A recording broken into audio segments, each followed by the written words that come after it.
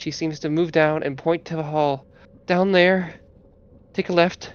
Go up some stairs. I'm fairly confident. That's where my bird led.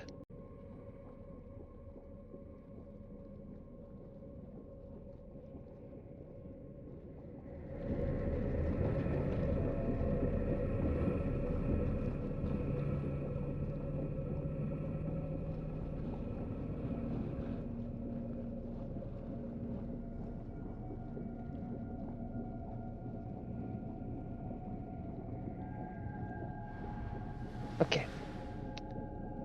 You guys seem to move through the area. Phylaxi looks at Snowcaps, who seems to have stopped. They look to you. Snowcap, do you sense them? Are they coming? I don't, Is that your name? I heard people say that. I was stopping to wait for the rest of the group to catch up. Okay. They should be, like, right there. They might be in a hurry. I don't know. Just quickly.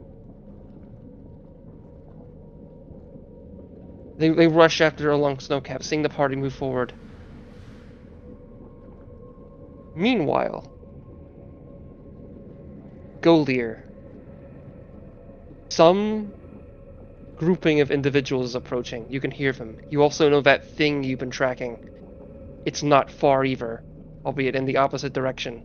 In the room you stand, there is a fallen paladin. They seem to be alive, and you've done what you can, if you've tried, to sustain them and prevent their death. But they're definitely in a unconscious state, and their injuries are quite severe, having looked like a nasty punch, perhaps, or bludgeoning attack to their leg seems to have broken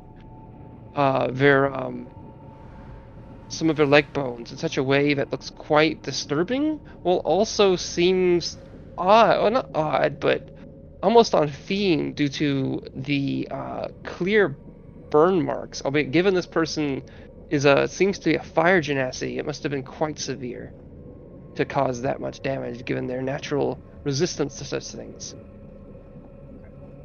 Golier, you can hear one of these unknown individuals entering your space. They step up the stairs and you see them. Snowcap, describe yourself. Oh, 1 second. Snowcap is a by human standards average height rabbit with white fur, scars across the jaw, gray markings, and a scarf across his neck. He's wielding a bow that is icy in nature.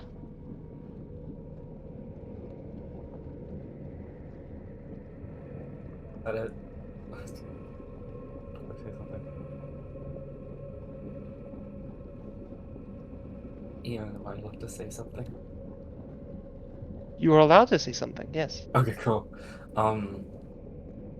You see a fire genasi standing there, cloaked in what appears to be a dark cape. She kind of turns to you, kind of letting the hood down ever so slightly, and cocking her head to the side, still looking down at the fallen fire genasi before her. She holds out her hand for a moment, and kind of looks at you almost on edge, but doesn't say anything just yet.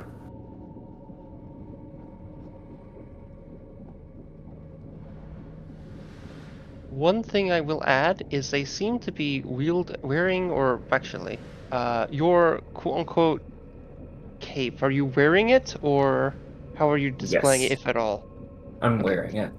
They seem to have a cape of sorts, which you can't quite see too much of it just because it's on their backside, but what you can seems to be there's something about it that's different than just like a normal piece of clothing. You can't quite make it initially, but there's something off about it. But more importantly, it seems to be that the Necromancer, quote unquote, you found is a fire genasi. indicating they are almost likely to be a member of this clan, this underclan. Whether they are from this settlement or another one, there's a high likelihood of that being the case. What do you do, Snowcap? Based off what you see before you. Does the guy over here look like another one of the paladins? It seems to be. They don't seem to be conscious. And they seem to have a somewhat tended to leg injury. It doesn't seem like they're going to bleed out or anything, but it doesn't seem like they might be able to walk or any means. Not to say you'd be able to fix that here, you're not a surgeon. But who knows?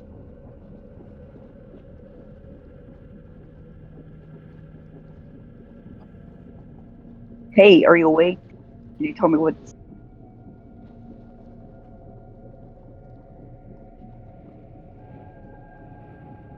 You're No just cap. silent. Oh, you're looking to Golier, I'm sorry. I'm talking to the paladin. Yeah, what's that? Paladin does not respond. They seem to be unconscious. Golier will tentatively walk up. Can I make a medicine check just to see, like, the state of this person? Yes, but I'd say that you already would have and would know that they're stable. Okay, cool. He stands up. She leans down over them for just a second longer and then looks back up. They're unconscious but stable. They'll survive. Do you have any idea what could have done this? All I know is that there's some 4 dead paladins in the other room. She kind of looks up, raises her eyebrow at that ever so slightly. Yeah. What business do you have here? We need to find a necromancer. Gully kind of looks up for a moment. Guilty as charged? What do you need a necromancer for? I kind of go. We found the necromancer. What? Gully will kind of turn to Abaddon, kind of observing for a second. Yes, hi, that would be, me. She kind of laughs to herself ever so slightly.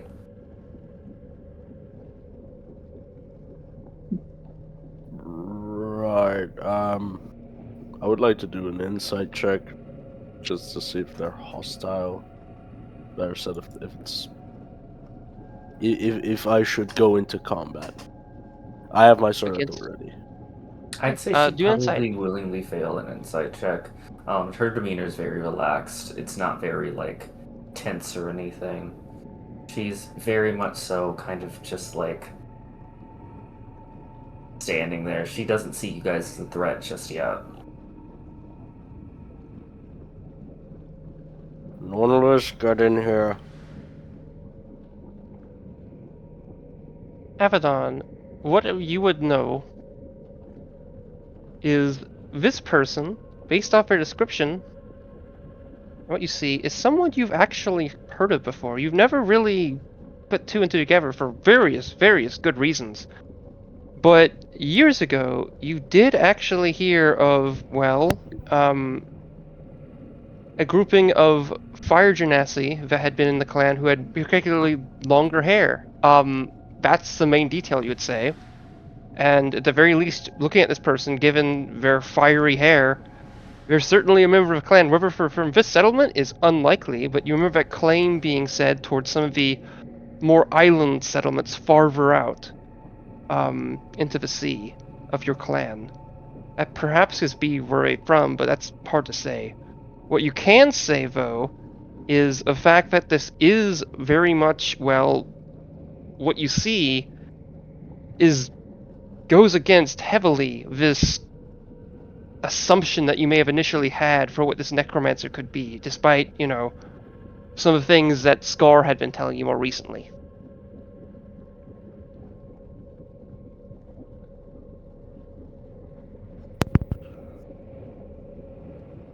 Alright. I'll give you 12 seconds to explain yourself. What are you doing here?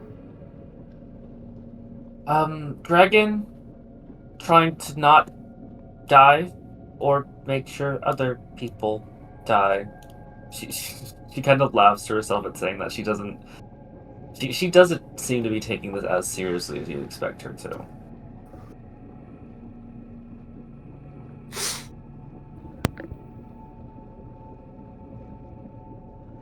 I would make the assumption that our goals are aligned. I feel like we're on equal playing field in not wanting people to die.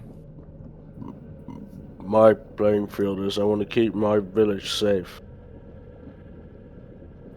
If you're gonna cause trouble, I'll have no hesitations killing you.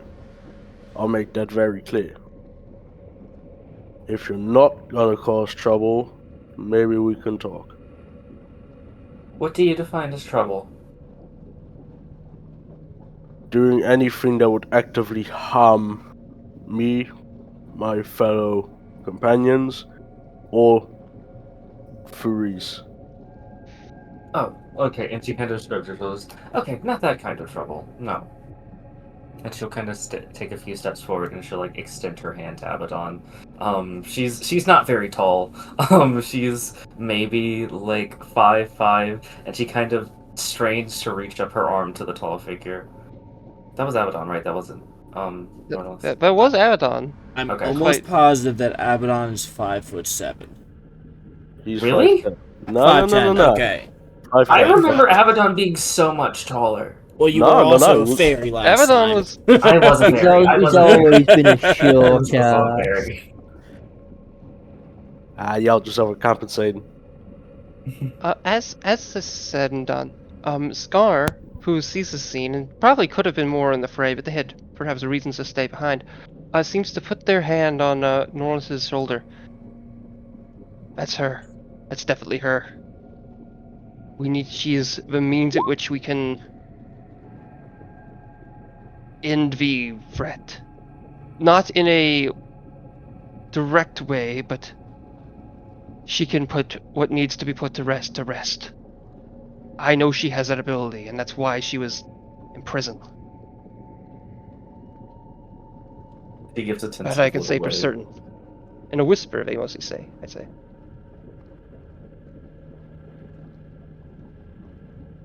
Before retracting their hand from Norris's shoulder. And all you guys can take some of Okay. it. What did you say your name was, Miss? Go there. She kind of gives like a little curtsy. Miss Golia, charmed to meet you.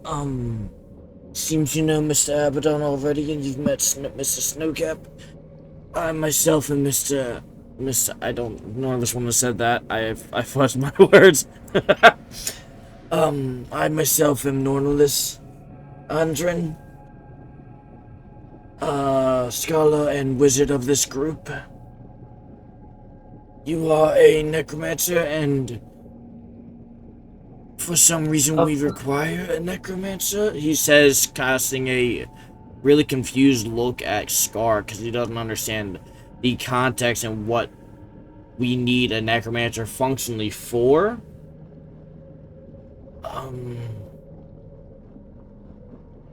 I suppose it's a pleasure to meet you. Not up to nothing nefarious. I hope we did come across undead not too long ago. Was that your doing, or someone What was else's? I doing? I don't think that was my doing. Yeah. I don't think that was my doing. A little outside range. I would like, Golia, for you to do a...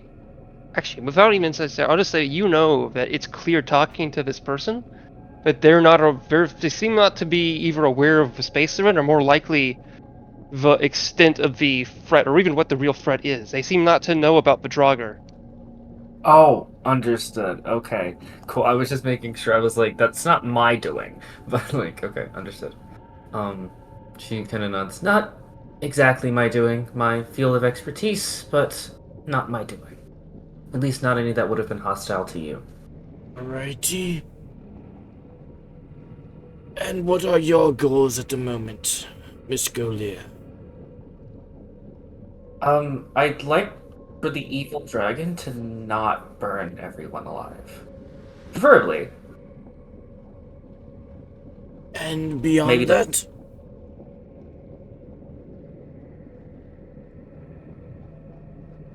That's classified for the moment, but nothing that would cause harm to you or your companions, I can assure you. You mind if I insight check you, Jade? Yeah, you'll go for it. You can roll secretly to Ian, Persuasion, or Deception as I roll insight against you. If I can find my fucking character sheet. I can't. Where am I? How do I make sure that it's a secret roll? There should be a Tube GM option. Somewhere They're on your page. using D&D Beyond currently, but they'll be switching out to Oh. Roll20 at some point. Oh, You then I can haven't no, the you can slightest. still you can still do it. Well, it's there.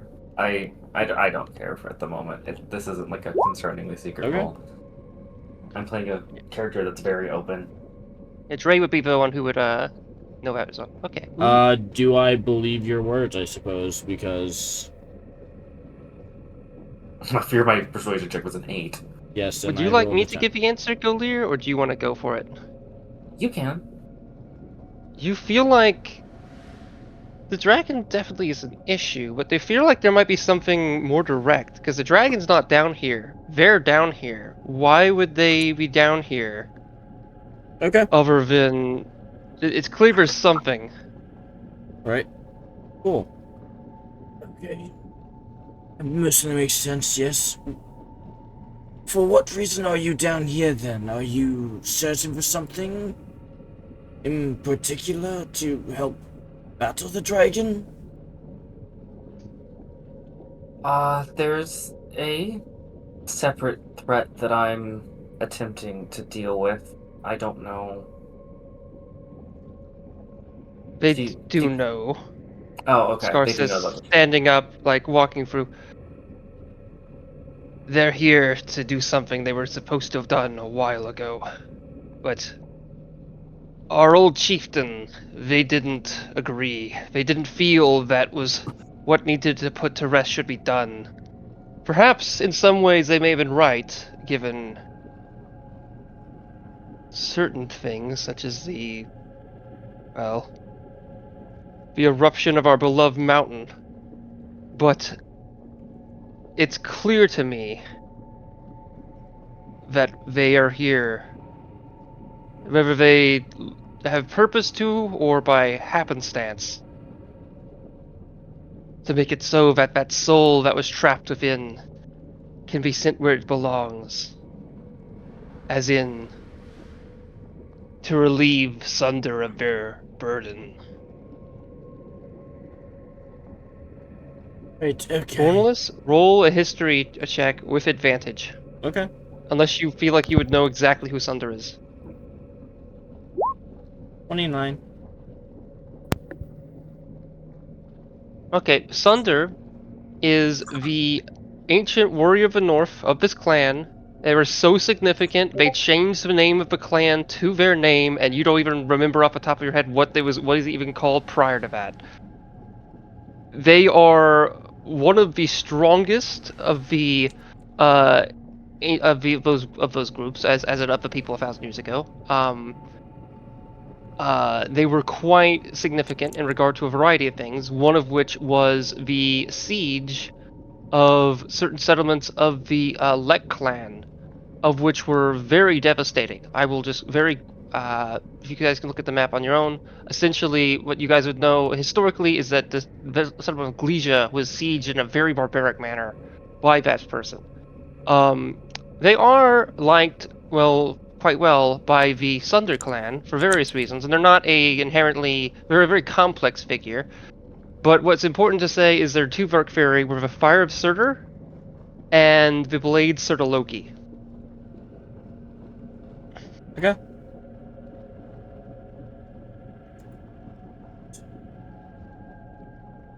Well, first things first, are we making a new ally here, or are we getting rid of an enemy? Are we banding it together in equal pursuit, or are we combating one another? That's the important question to ask here. If I'm permitted a vote, I would vote for ally. And she kind of raises her hand. Mr. Abaddon, I know you have opinions lately. I've made it very clear. If she starts any ruckus, I'll kill her outright. But if she's willing to help, then I don't see an issue. I would like to make it abundantly clear that I very frequently do cause a ruckus. Just nothing that causes harm to anybody. Very simply put, if you harm the people of this village, of this town, that are not hostile towards any of us, you're fucked. Say it as simple as that. I think what That she's is- trying to say is the party person. Abaddon, you're being too harsh. I've told you what I have for reasons. Scott! I, for one, Stop. think those are agreeable terms.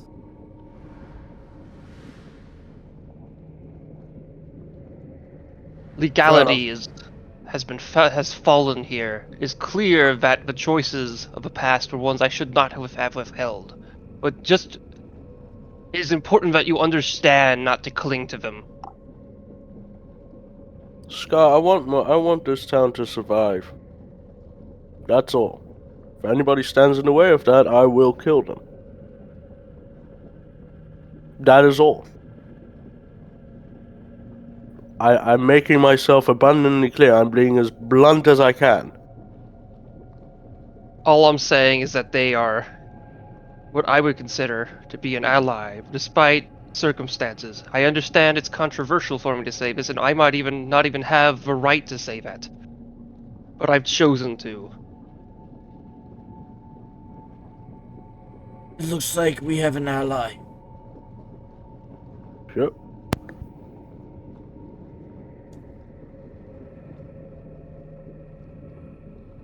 So, Miss Golia, tell us a little about what you do. You are a necromancer, but as a studier of the arts myself, I'm aware that it's just a subset of capabilities. I myself am a wizard of divinational pursuit, and everyone else can say what they are if they would like, but I would like to know a little bit more about you before we proceed, if I might inquire. For example, why did you become a necromancer? That's not important, literally in the slightest. We're not delving into one's background, we want to know their capabilities. My wizarding capabilities aren't as strong as I would like. However, I've made a couple arrangements to help subjugate that. And she kind of slightly motions to her cloak. Rest assured, I'm a competent fighter. Not the best at support, but I can help someone in a pinch. Is your magic by blood, by pact, by prayer, by study? A combination of the first two. Alright. Right. We have a new ally. They seem capable. Our numbers grow. What is the plan? We have a loose idea of where the dragon is.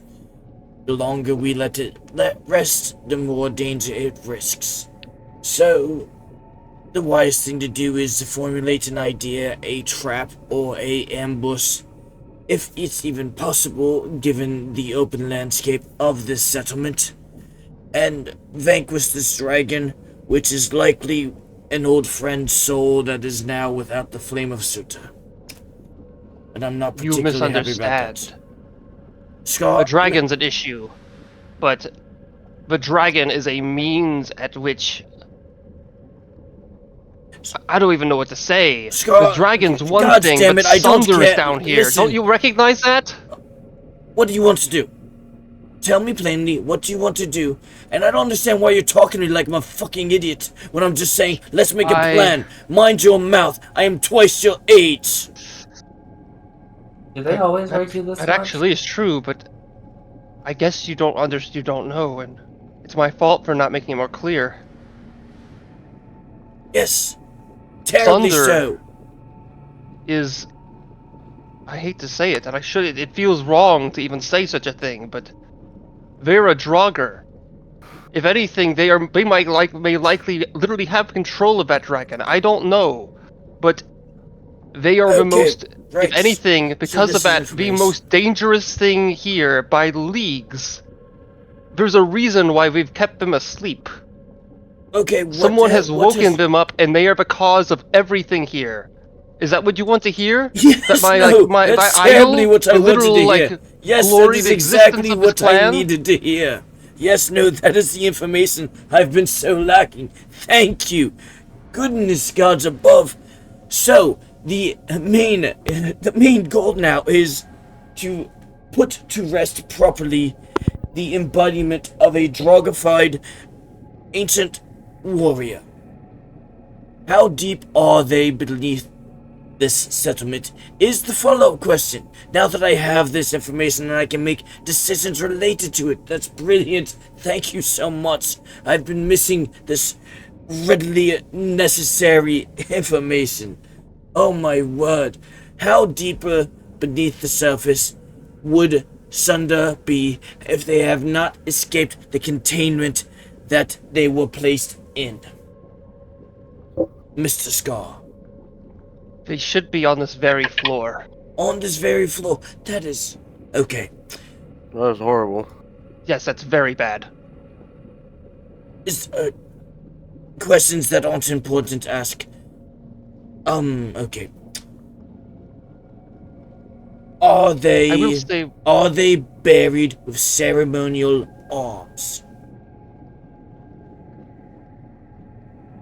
from my understanding,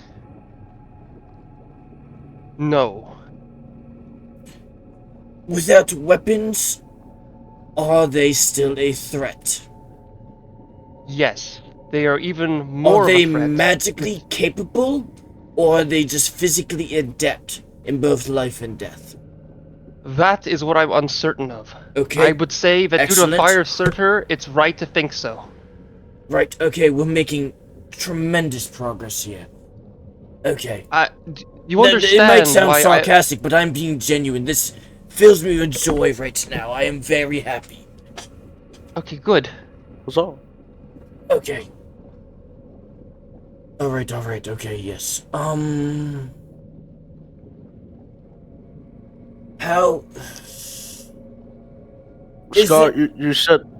Go ahead, Sorry. Jeff. No, go ahead. Scott, you said that the Necromancer would be vital to our current predicament. Grulier, I view them as a yes. Grulier, what... I don't mean to sound mean. What do you think you can bring to the table in this situation? You said you're a Necromancer, but we're dealing with undead Sunder. Yeah. He pauses for a moment. I'm fairly adept at dealing with the undead, and I have a natural resistance to their abilities. Not natural, but I have my ways of navigating around them. Okay. Now I do want to emphasize this. What Scott said, despite his blabbering, he is right. This is our hero. This is really fucked up. This is okay. That's why it's so hard to outright say it. Like I told you things earlier to indicate that. And I may have directly even said it, but even then, like really making it clear is hard. Scott, that's the thing. In situations like these, you need to be concise. You can't keep shit because it makes you uncomfortable. We're focusing on not important points now. Let's. Yeah. What's done is Okay. done. Yes. Do we have Yes, any idea of what Sunder is capable of right now? Any? they seem. My current theory is that they are capable of taking down well-trained paladins, and have chosen to do so. It seems to be my ally here has fallen too, but isn't. Well, it's still. It seems Ragnar isn't dead. He says, looking to the He's not dead. I would have snatched Paladin. him up by now. Thank you. You don't owe us that, but thank you.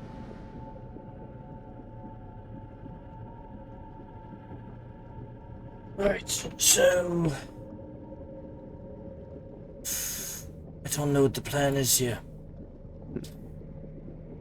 Also, what I would say before we go too far is, Golier, from your perspective, this group seems to be Scar, and there seems to be a Neverglaive farther back, and those people likely are from here doing whatever.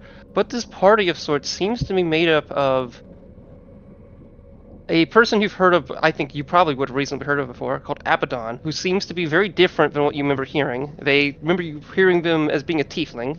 They look all flamed and strange, likely possessing the fire of Surtur, and honestly, they almost look like a Frankenstein's creation in that regard, but in a way that's definitely intimidating and impressive.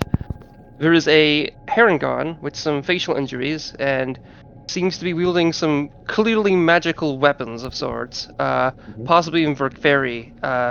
What specifically you're not sure, but definitely a bow that looks like it might be powerful. A Furbolg wizard that seems to be wearing librarian garb of a different clan. You know, the Os clan, which is, famous for its library. And then things get weird. There seems to be a tree creature of some kind, and a really big, monstrous caterpillar that seemed to just be in the hall. Forgot he's a caterpillar. Kalir will kind of poke her head to the side and wave. Hi, tree man. Or Drill is not saying anything.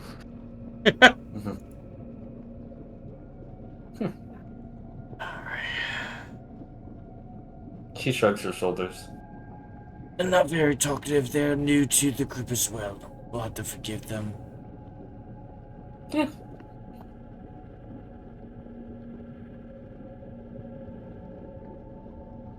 I came here with the purpose of killing Dorax men, and so far, I have been sorely disappointed. Yes.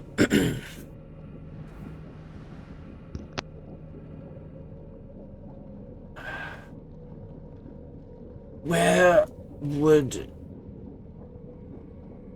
I guess I'm functionally asking at the moment. It's a little meta. Would the crypt in which Sunder is kept be on this map or elsewhere? Is what Norlis functionally asks Scar. Is it close by or is it a distance away? Ian. I'd say it would be past here, but the issue is that it's clear that this whole place has been flooded with lava in various degrees and damaged, pursue. It's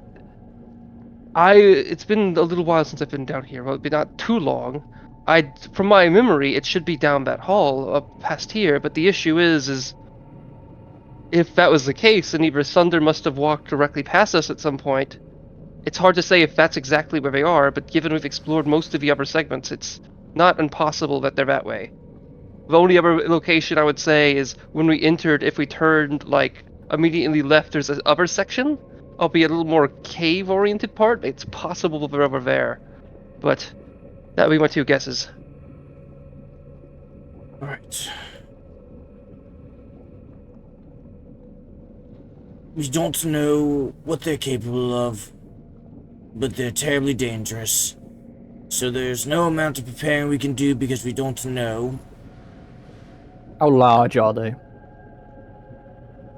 They should be around 8 feet tall, but given my understanding of what is capable of Draugr, it's entirely likely they can shift their size at will. Excellent. I love that.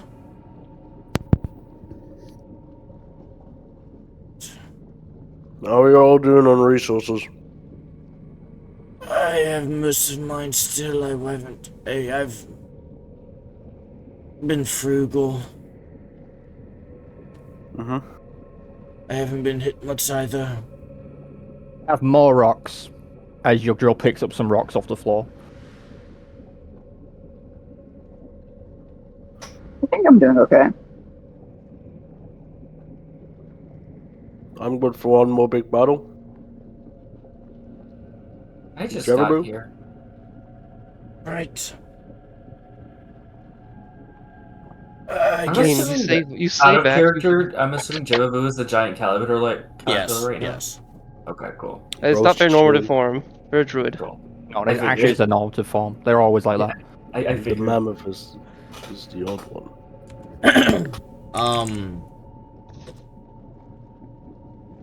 Damn, I had a question, I lost it. Just like that. That sucks.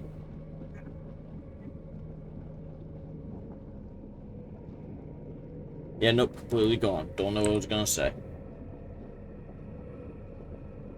Oh, I would like everyone to roll a perception check. Okay. Visual or sound? I'd say sound. Okay. Subtract 10 from my roll. Perception check. Yes. I'm playing a low whiz character for the first time in a while. Okay. Oh, Abaddon and Snowcap. natural one. Well, actually, I'll start with Normalness, and then I'll go to Abaddon and Snowcap. No, Normalness? my roll's a 5. Oh, okay, never quit. Okay, I forgot. You just said that, and then I didn't even gauge. Okay, in that case, Abaddon, Snowcap, there are two things you notice. One, you can hear rumbling above you, and a breath of fire. It's likely that the dragon has arisen from the flame of the fire of lake. I think it's a fiery lake, and is likely above the entrance to this catacomb. It's hard to say if it will fly away or if it's going to try to breathe down it, but you can definitely hear it. Almost like it sounds like it's almost maybe clawing around the entrance. Possibly, it's hard to say. Additionally, though, another thing you hear, a little more subtle, you can kind of hear amongst as people talk and whatnot. Another thing that seems not too far. You kind of like almost like a splashing sound, kind of. It's as if something had emerged from like a pool of lava, or maybe something had been pushed out from it.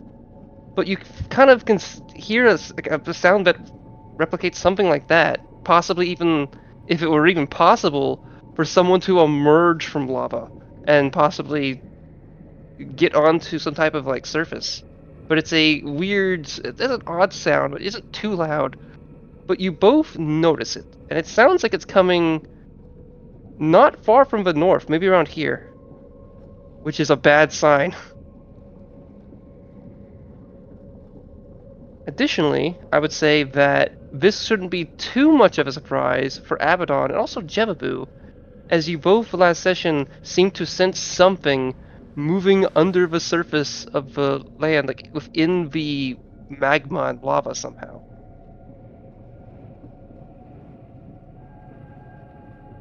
So, I'd say that Abaddon would indicate that, like, I mean, also somewhat less so Jebabu because they're a caterpillar right now, but Abaddon, you would feel the fire of Surtur in the direction of that thing, and it feels strong, almost like uncomfortably strong.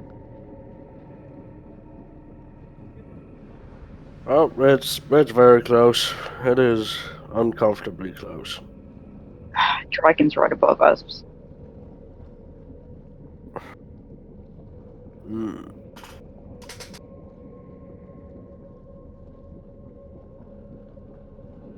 Not Oh, sorry.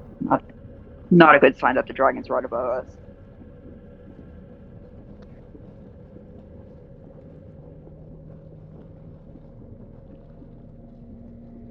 Did you say right above? It seems it's Yep. directly north of you, yes. Oh, north. Okay. Well, I thought you meant like on top of us. I was like, what? The dragon sounds above you. The dragon sounds like it's above where you are, I will say. Okay. Not directly, but generally. But the other thing sounded like it was north of you that you didn't hear.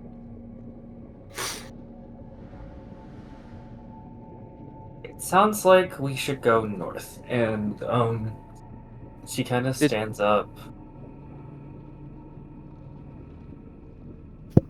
You started saying something. Wait, I'm sorry, did someone indicate that?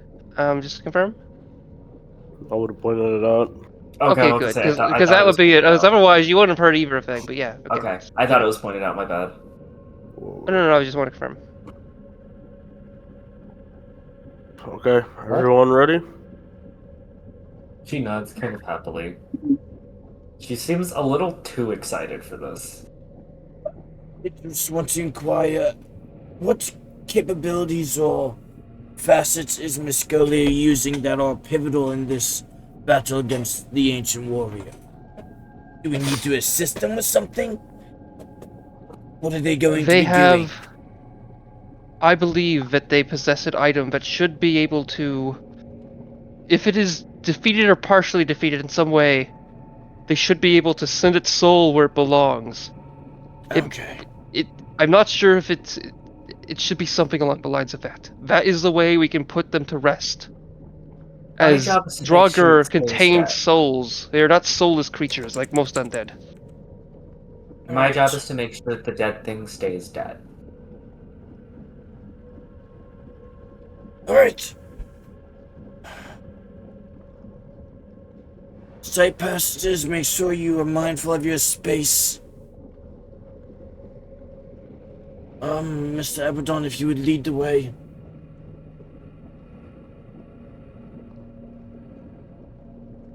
Well, of course. Alright, off we go. As they're walking, Golur kind of look up at Abaddon. How do you style your hair? I use flame retardant hair gel. Interesting. Okay. I've been trying to find something. Mine's a mess. It stays a mess. Where did you It's get that? I was decapitated.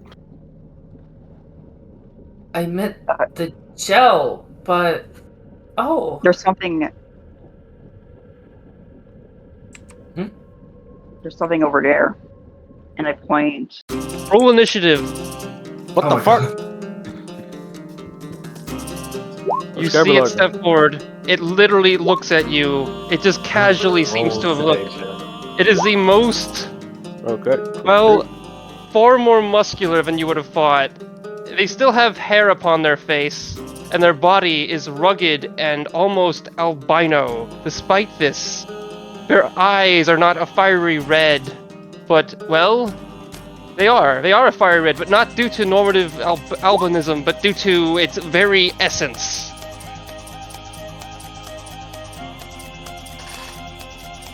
I rolled a 22, mate.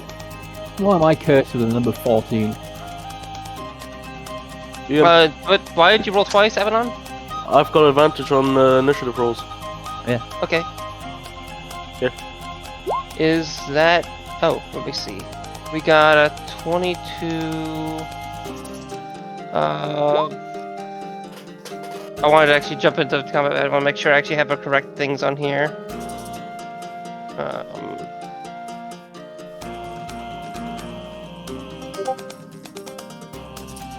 Okay. I think he deleted mine. Oh, I think I may have. I'm sorry. What did you have? Oh, 12 point. Yeah, okay.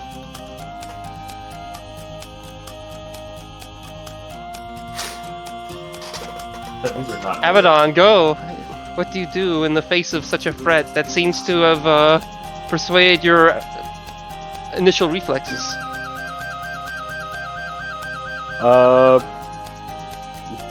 Do I see this thing and I know that it's Surtur? Surtur Sunder? There's just no, it's as you walk past it, you've almost felt stopped in your tracks as they kind of moved closer into the hall, and you just felt it full brace. I mean, it could be something else, but the idea of it being something else indicates there's something equivalent. There's it most likely is Sunder, given its size and everything. You didn't get the best look at this thing even yet, but just its presence indicates it likely, or almost certainly, is something of that caliber, if not greater. Okay. Albeit. I'll rage. Okay. The second you get close to it, Yes. I would like you to roll a con save. Okay. What is the 1d8 for? That's Wild Magic Table. That's an 11. Oh, you're all magic library. Okay. You feel like your very essence, and most of the fire of Sunder empowering you, is literally draining into this thing as you get close. It's almost like it's a power that's meant for this creature and not for you. Albeit it's hard to say if that's really the case given you have a history, but some might claim it that way. With that in mind, I would like you to roll a 1d10. That's terrifying. Okay. I'd say that your maximum health is down by 5. Otherwise, you seem mostly okay. It seems to have not taken too much from you that time around. Also, the guy needs to do a con saving throw. Yep. Ah, yes.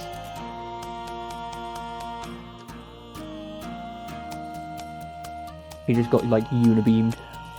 They got a 16. Hold on. That fails. Okay. They need to do a +4. Yeah, they need to do a 7. They are blinded and take 5 radiant damage. Okay.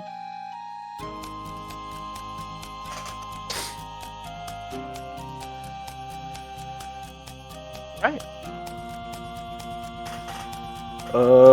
And then I would like to unleash 2 attacks.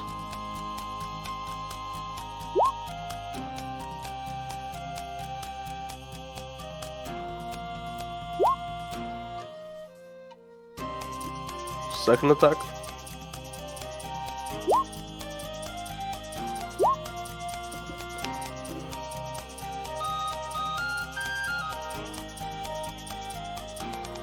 And then I would like to kind of use my last movement to force myself past him. Okay. I would like you to. Okay.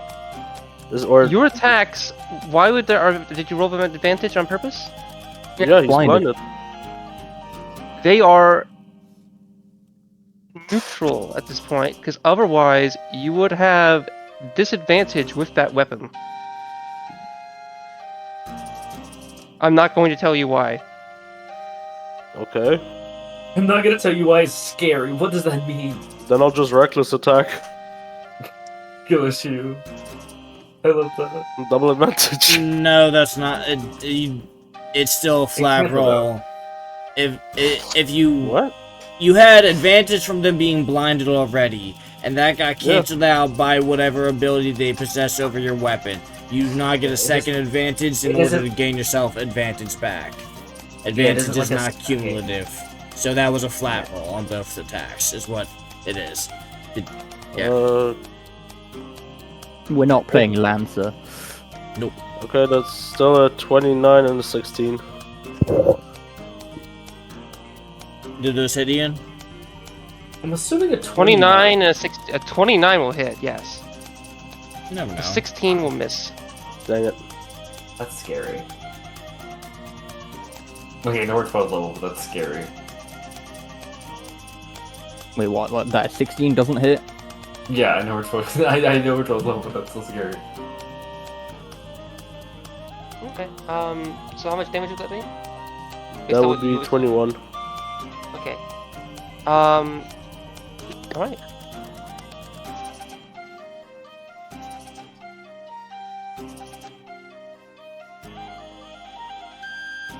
Would we see the thing appear to be draining Abaddon's like fire? I'd say yes. It looks like it's doing it mildly, but it's entirely possible it may be more severe next time. Understood. Given this at all, it does look like it's starting to drain his life force, which could be very bad if it ramps up or I get unlucky. I say life force. I guess it's more of a fire absurder, but you might can view it as that, since given what they seem to be. Normalus, Yeah. your turn. Are you sure? Are you sure it's crazy? Let me see. Yep, I'm sure. What I Last time. directly meant with that is you don't have its dexterity up. So I was you're right, asking I'm if its sorry. What's your dexterity is higher good? than mine. So you're is right, it I'm my sorry. turn? Is that was not a this- question, it was a query. Surprisingly enough, yes, it is your turn. This thing Okay. seems... Okay. No, Yeah. I just wanted to make sure we were in the right turn order. I thought you were saying you were supposed to do something insane, and I was like, oh my god. Albeit, that could change if its dexterity increases. I wonder how that could happen. Enter gotta suck it off. enter trademark quote wacky. Norlis would step forward. Be able to see him at this point. And probably not here, but he can see him there. And will. Yeah, we use this one. He reaches into his component pouch and pulls out a small jar for sticking his thumb in it, pulling it up, and sliding it across the air in a thick, gooey line as he slides molasses physically across the air itself. And he's going to cast slow on him alone by using the edge of the square here. So he needs to make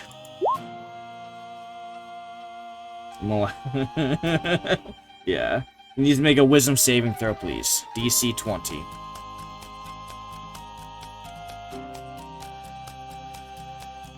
I could hit Abaddon too, and that'd just be funny. But I won't. They're going to use one of her legendary resistances to get past it. Heard. What the hell? I had a feeling. It's the reason I only use a 3rd level spell. That is my action.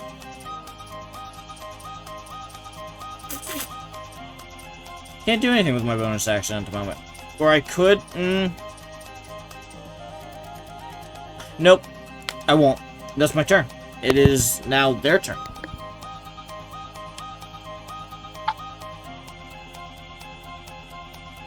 Yes. They seem to just, like, their hands are at their side, and they simply look at Abaddon, and they raise their hands. Abaddon, roll a strength save. Gotcha.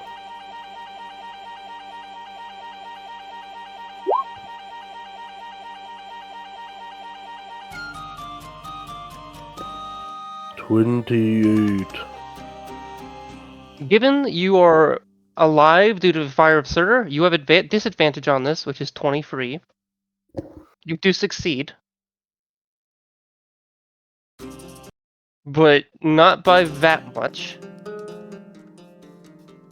You it feels like the very blade in your hand is being propelled towards this thing. This entity, this undead, this body which was once someone else, but still is him in some ways. And one way it's this. seeing that seemed to have failed,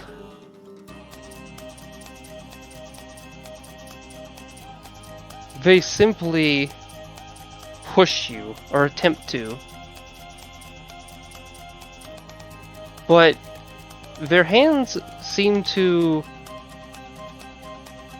Well, actually, yeah, I'll go on for upset. Roll another strength save.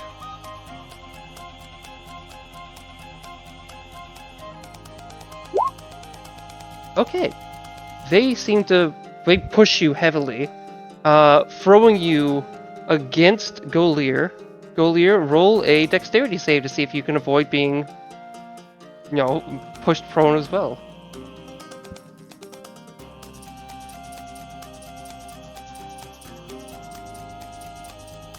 Abaddon, you wouldn't be directly in their space, you'd be there. But I'm Well, gonna. we're gonna see if we're being pushed on top of them and they both fall.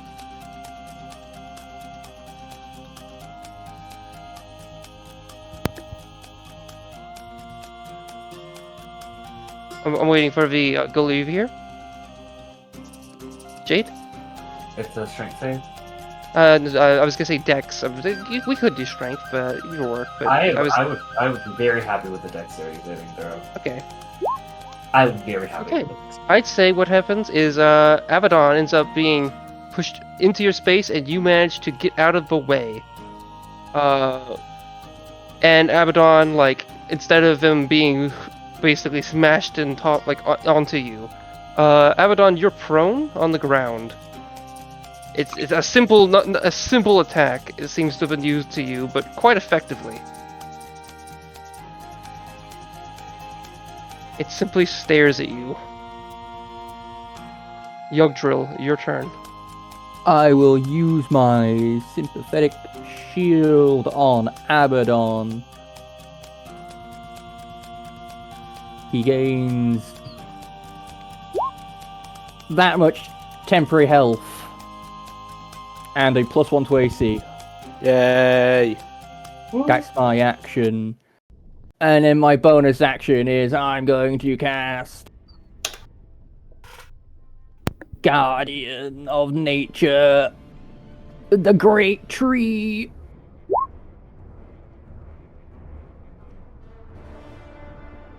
Then that's my turn. Okay, so okay. So this change of circumstance. So would you describe what has changed to your form? Well, firstly, the shield around Abaddon would be spectral tree branches growing around him. And then the similar thing around Yugdrill, except slightly more pokey. Okay. Snowcap, your turn. I am going to.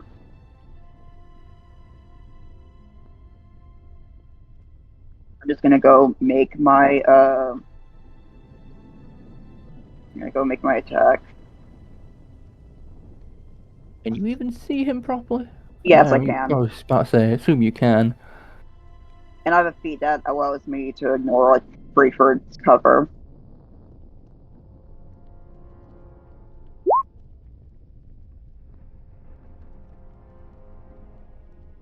Okay. An 18 seems to miss.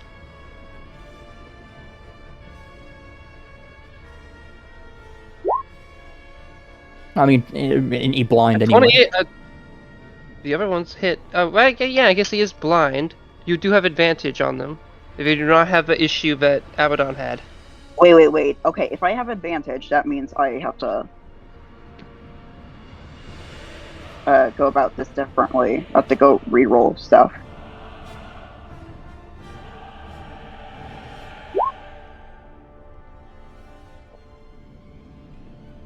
I mean, you just take it as like the first two attacks is one hit next to.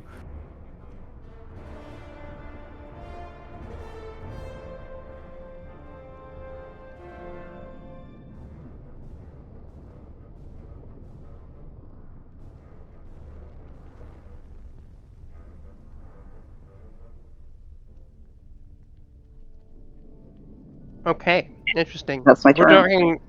Okay, are you sure?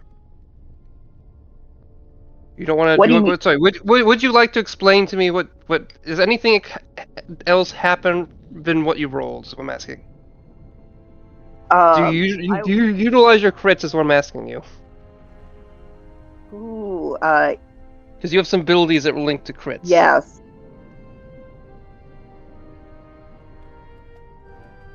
I am using the critical thing on them. Okay, let me see. It is. Let me pull it up.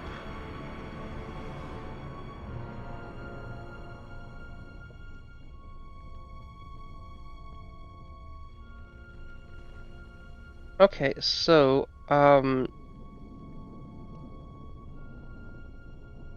I don't think I ever said it stacks, but it does have a -2 to AC and a -2 penalty to dexterity saving throws, and it can't use reactions.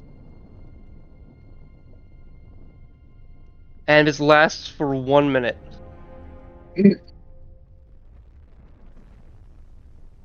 they can only on a turn they can either use an action or a bonus action. They seem to be like something crazy seems to happen. It looks to be that despite this creature's presence, it's the fact that this thing likely swam into lava. You see frost, like intensely magical frost, seem to cling and crawl from the arrow. But both of the two arrows, or two of the arrows, have actually caused this, and seem to display itself across this creature's body. One at the shoulder, and the other towards the waist. Like, and the frost is like ever approaching its form, seeming to limit it in some ways. It looks almost angry at this. Actually, not almost angry. It visually does look angry. Its mouth seems to widen, showing its long, humanoid but clearly undead teeth, like being much longer than a normal human should be. Its gums having been frayed away by flame, but the teeth themselves formed into the very bone. A disturbing look. Albeit, that certainly was a powerful attack. Jebabu, your turn.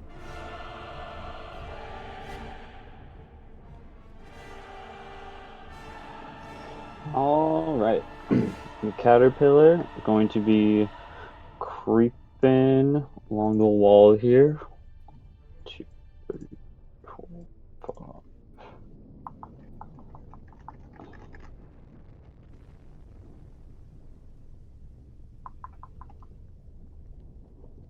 Hang on. I'll go this way. 6, 7, 8. Oh, wait, 7, 8.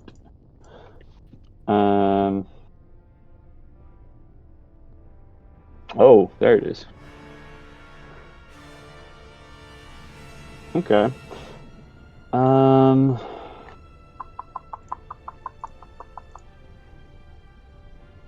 Let's see.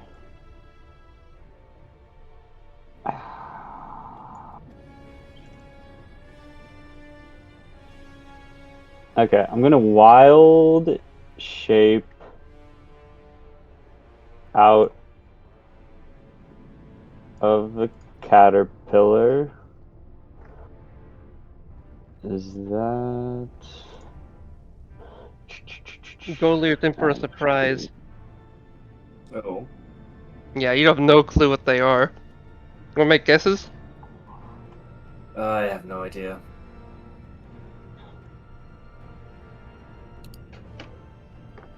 Did you guess that? Did you guess a woolly mammoth person? Who is size class What? large?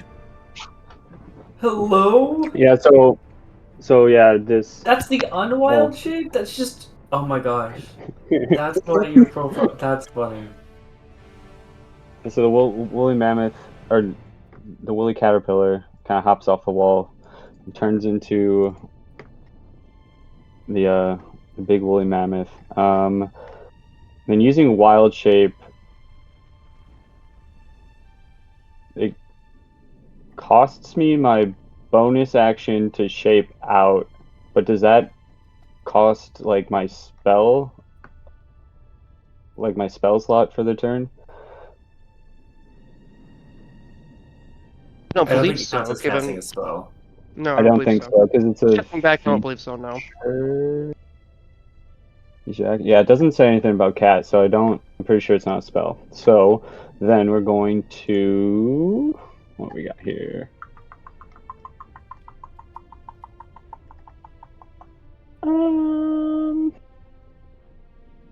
He's already pretty fucked up. We don't need CC on him. Yeah, it's very clear that they look like it. Snowcap did probably the most devastating attack you've ever seen Snowcap pulled off. Like 3 arrows, 2 of which look like they have dug deep in this thing and are actively causing this thing of all things to like face frostbite. It's like unbelievable. Yeah. Okay, we're going to cast Enlarge Reduce on Abaddon. Wait, where'd Abaddon go? Wasn't he right here? Abaddon is Oh, on the there he is, ground. okay. Abaddon is Okay, prone there on he the ground. I don't know what the fuck happened there. All right, Abaddon, you got enlarged. Yes. Okay, do people get pushed to the side when that happens, or what? How do I? No. Probably. Because otherwise you're stepping on people. Well, he's there's prone not on really the the ground, space to so do he it can't be otherwise. stepping on anyone. Oh my god, I'm finally 6 foot. Oh my god. Billy just seems All shocked right. at the entirety of this interaction. The giant bug turned into an even bigger mammoth.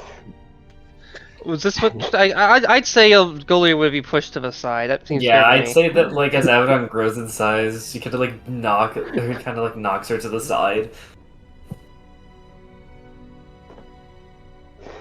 Okay, Unless you that's my intended to turn. grow in the other direction, yeah. Which would push someone else No, to I don't run want away. to. I don't want to grow them smaller.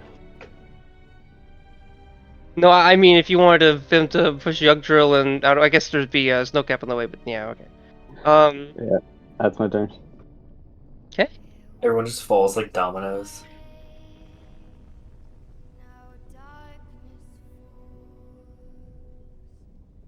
Galaxy seems to utilize her bird and it seems to fly out to you, Golia. You see I'd say a hawk with red feathers of sorts seems to fly out to you and seems to drop something close enough for you to grab, seeming to be a vial with some type of liquid inside. Do you grasp at it or do you let it fall? I'll try to catch it. Okay, I'd say that you don't need to do it would be close enough to you in this moment that I'm not going to require you to do and just like happenstance and skill on the bird that you don't need to, do any, checks or anything. I say you would just grab it. I'm not even gonna, I'll be nice and say it won't even count for your, well, I'll just let it just be a thing. It doesn't need to count for your, opportunity attack or anything like that. Not attack, your, what do you call it? Reaction. There we go. Neat. That works. Okay, but now it is your turn. Neat. Earlier upon catching the vial, would it be an object interaction to put it away and also to pull out my weapon? Or would that would have to be 2 separate object interactions? You throw a weapon as part of an attack action, if so. Okay. You have 2, unless I don't think you have anything currently in your hand. I don't. Sorry, give me a sec. Well, besides the vial. Yeah, I mean you have 2 hands. Okay. Unless you My don't issue- have 2 hands? I do haven't have read 2 hands, full but you the can get. issue- Okay. I do have 2 hands. The issue is that light crossbows are 2-handed. Okay, I'd say that you could like And then the secondary thing is here, let me just send this to the I'd on-20. Am I allowed to I'd pull out my weapon as part of Mystic Frenzy? I'll Or- say that there's like a little keychain on the bottle, so you could push your thumb around it and then still hold a weapon while it kind of dangles. Okay, got it. Out of because the bird is a decent bird, and the person with the bird knows better. Yeah, I kept it. Okay. Okay, cool. In that case, I'm going to. Can I squeeze through this if it's difficult terrain just to get to here? You can move through allies' tokens without struggle, just can't end in them. Okay, got it. There is a bit of lava right on here, but you're fine with that. Unless okay. you like, if you fall or like go prone in this space, that might be an issue. Otherwise, I'd say you'd be able to stick Okay. around it. Okay, cool. Alright, so I step over to there so I can see the guy. And then I'm going to use my action to cast Eldritch Blast, and I'll just have all. Wait, pause. No, I'm going to use my bonus action to cast Hex specifically on him, and I'll wait to attack till next turn. And you guys watch as Lilia kind of raises her hand for a second, and she conjures what appears to be a ball of flame at first, but it darkens, and she kind of like tosses it towards the guy's direction, and there's almost like a black mist, and you can swear for just a second, you can see almost faces in it. And then I'm going to use my action to cast Eldritch Blast, and I'm just going to have all 3 beams on him.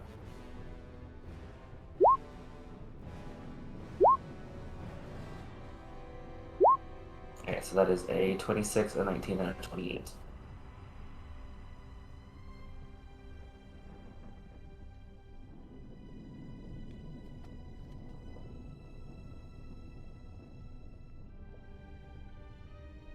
And the crowd goes mild.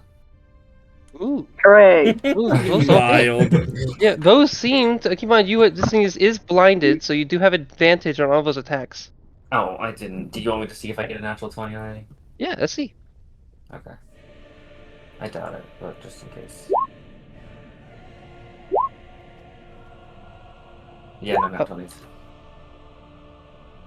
And dude, with lower AC, all of those would hit. Not to say, well, actually, all those are pretty good anyway. I won't say it's AC, but it's somewhere around there.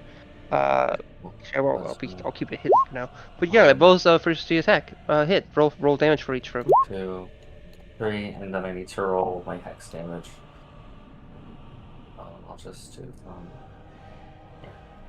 1, 2, 3. Okay, so that's 18 plus 8 is 26 force damage, and then 6 plus 2 plus 3 is 9 plus 2, and 11 necrotic damage. And I'll type that out. Okay, that's a lot of damage. Oh, how much is that total? That's 37. Oh wow, you got it out. total. Yay! I mean, okay, I think you just okay. 6. Oh wow. Okay. And she'll kind of shake her hand off ever so slightly, and that'll be the end of it.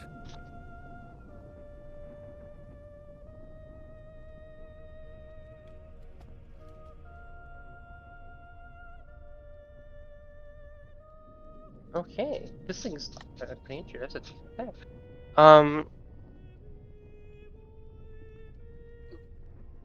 Now it's Scar's turn. Scar is moving up 5, 10, 15, 20. And they, as a paladin, will kind of raise up their shield a little bit and try to like kind of ready any attack that Jevbu might take to kind of defensively help him with that. And they look like they're ready to make any attack if anything gets close to them, but they look to Abaddon knowing that, as if like they're a little uncertain about something. And almost even Jevbu is like, they look to the Flame of Surtur and they look like a little uncertain, like it's like something could go wrong.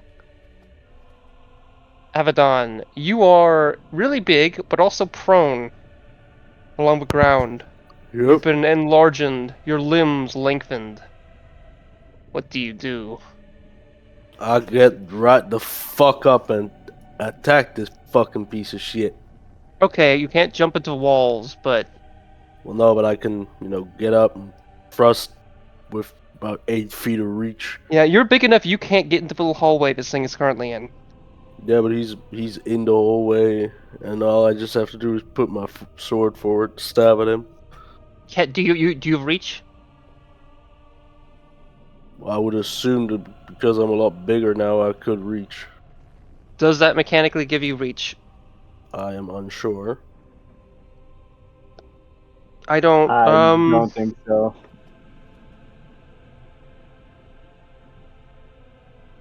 Advantage on strength checks. It says the target's weapons grow to match its new size. Well, there you go. While these weapons are enlarged, the attacks deal extra 1d4 damage. I'd say it's up to. I'd say it doesn't explicitly say yes, but I think it's up to you, Ian. Given the weapon you wield is a big sword, I think that could reasonably be said.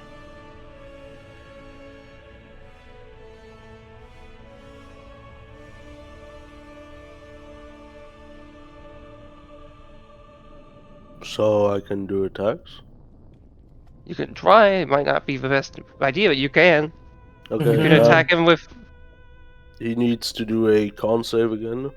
He said, I didn't ask if it was a good idea. He said, can I do it?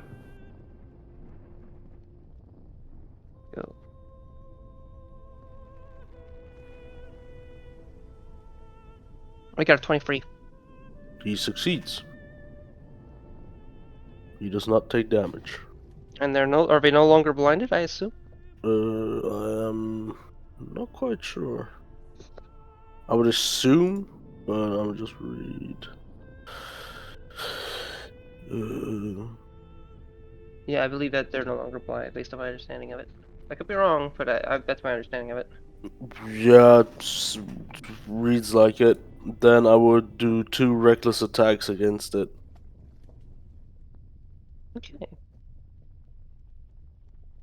Okay. Remember, these attacks have disadvantage. The blade is actively... It's almost like it's pushing away from it, as if the blade itself is not supposed to hurt this person.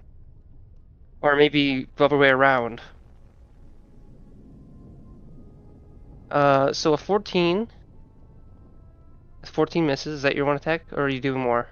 I did 2 attacks, an 18 and a 14. I see you have disadvantage. Oh, yeah. Well, yeah, no, we're no longer blinded, so you have disadvantage. So a 14 Yeah, a reckless attack. A reckless attack. So that makes it neutral. Okay. Yes. I guess that's fair. So an 18 misses and a 14 misses. Fuck. Damn, even with its lower AC. Oh, I'm sorry. An 18 does hit. I'm sorry. Oh, okay. I forgot about that. Yeah, an 18 does hit. Alright, then I'm gonna just roll this. And a d4 because I am now big.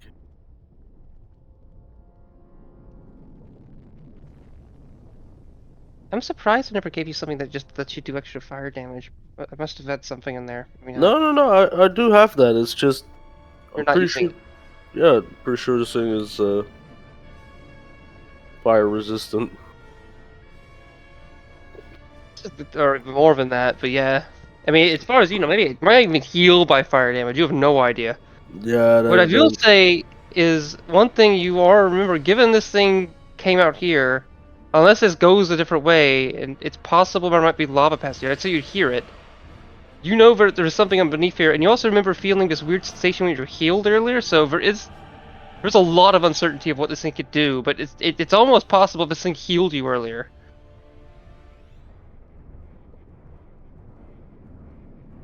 Okay, let's see. Those are your attacks.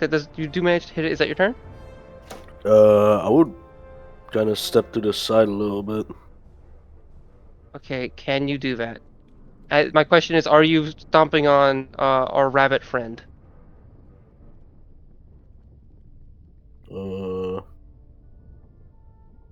I mean, I can also just go here. Okay, I mean, you could move forward, but okay, yeah. That shall be my turn. Okay.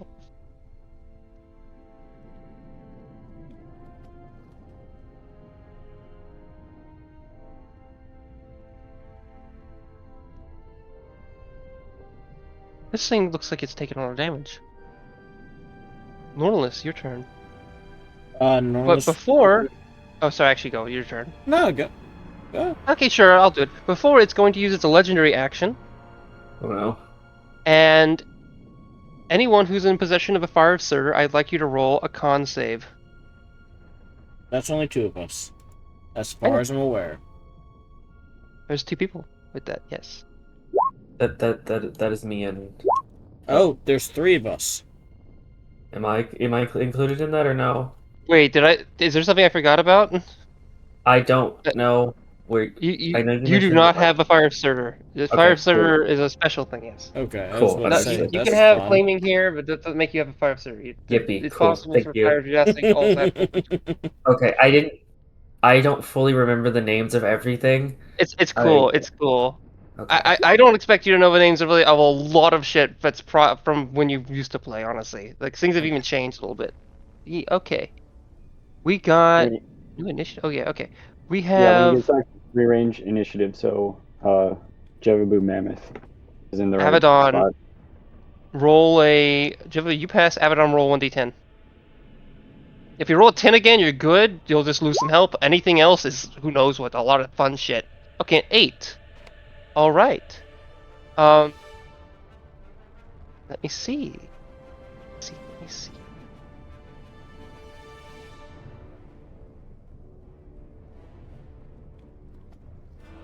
I'd say that you seem to be unable. Actually, do you want me to tell you, or do you want me just to tell you later when it doesn't happen? Tell me. Okay. I mean, that's not a bit. Okay, there we go. You can no longer cast any spells. Oh no! And you, in addition to that, you are having a hard time perceiving them as much as you were via the means of which, like, as in terms of the fire sword, you can sense it less. You feel like it's obviously there, but it actually, like, it feels less like it's, decreasing and more like your ability to sense their presence via this way is lessening as it's leaving you. Additionally, your max health is decreased by a number 5. Alrighty, tidy. Also, I will say, given that you have the means to cast Flame Strike, that is a big loss. Not to say that you would use that over your attacks, but that is a thing you can do. And a thing that he might just have gained the ability to do. Who knows? Now it's Norris's turn. Norlis reaches into his component pouch and pulls out a familiar small clay model of a hand. He smashes it between both of his hands, and you watch as the earth and stone, caked in magma and other debris, burst forth from the ground just behind him and attempts to restrain him. I think he needs to make a DC 20 strength saving throw. Yes, DC 20 strength saving throw. And Maximilian's earthen grasp appears right behind him. Okay. They will... There are means they can't... Well, I'm not going to say they have another one or not, but I will say they do fail that. Okay. So they are restrained? They seem to be. Okay. And they take 2d6 bludgeoning damage at that time. If I can find it. There we are. 7. They take 7 magical bludgeoning damage. Okay. While doing this, their gaze, like, peers past Golir and looks to you, and you can see their very eyes. Oh, wonderful. As soon as I see them lock eyes with me, bonus action, hidden step, I'm invisible. And I move away. Oh boy. I move away while invisible.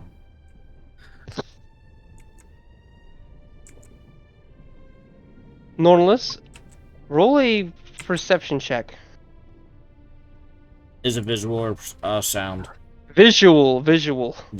Okay, so I don't. 29. Their eyes seem to follow you. Oh, I Oh. hate that. It's alright, I can do that too. Oh man, I can do that. It was crazy. So, well, that's my turn. Going invisible won't save you. They're restrained, I'm invisible, none of it fucking matters. It's their turn. Okay. Let me just see. They seem to do two things.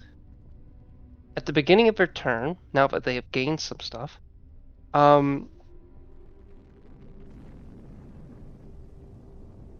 Remember, anyone who has they can only use a bonus action or normal action. that They is cannot true. They can only use their action. If they have anything special that starts at the beginning of their turn, they can do that, but they cannot if they cannot use their bonus action and their action at the same time. So if they had the ability to like to say dodge as a bonus action or something, they wouldn't be able to do that, which would be crazy, but they don't, because they can't right now. Secret if they can. Okay. They are grasped, restrained. Do they have any disadvantages due to anything additional from that, or can they just not move? Due to the current Restrained, I believe their movement is 0, and they all attacks them against them have advantage, and attacks against them, their attacks are a disadvantage. Let me make sure I'm not misquoting this though. Speed becomes 0. Attacks against them have advantage. Their attack rolls are a disadvantage, and they have disadvantage on dexterity saving throws. So yes. I'll copy that over to chat so for reference. Damn, they have disadvantage of dexterity saving throws and a negative to dex saving throws. Okay. They seem to surprisingly open their mouth and they speak. Arska. Pitch. Soft. In a very guttural and not loud, but definitely unnerving manner. With their hands moving in particular ways that become rather upsetting when you realize that a vertical column of brilliant flame seems to roar down from above upon Golier. Actually, it's a 10-foot thing. Oh. So it is focused on Golier to, yes, actually, let me just make certain of this so I frame this correctly. 10-foot radius, yes, a huge cylinder. Let me see if I can draw that out. Forms, yeah, 10-foot cylinder forms here. It casted Flame Strike. Let me see if I can make that linger. Okay. Everyone within this space needs to roll a dexterity saving throw, taking a certain amount of fire damage, and also radiant, surprisingly enough, on a failed save. Fun. Wait, was the dex save? 21. Is this a dexterity saving throw? Yeah. Yes, albeit Abaddon, you in particular don't. Actually, I say you don't have it. Oh wait, yeah, actually, yes, it is. I was gonna say you didn't have immunity, but you have only immunity to fire. 13. Oh, it's that. I have that too. I couldn't find it. I remember. Oh, I got 11. Oh boy. So 12. Golier's looking good. Jebabu, we got a 12 and 11. That's 12. not great. Snowcap's looking good. Yugtro, you here? Yeah, I got a 16. Oh, I didn't see the start thing. I'm sorry. Okay. Question: Abaddon, and this may or not, I'm using this as a means of which I'm not going to say this is an actual one or not, but did I tell you a particular DC that you have for that ability that lets you cast Flame Strike? No. Really? Coincidentally, a 16. Actually, it might be.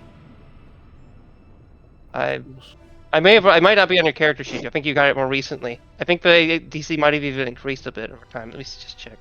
Do you mean this? Um, okay, let's see.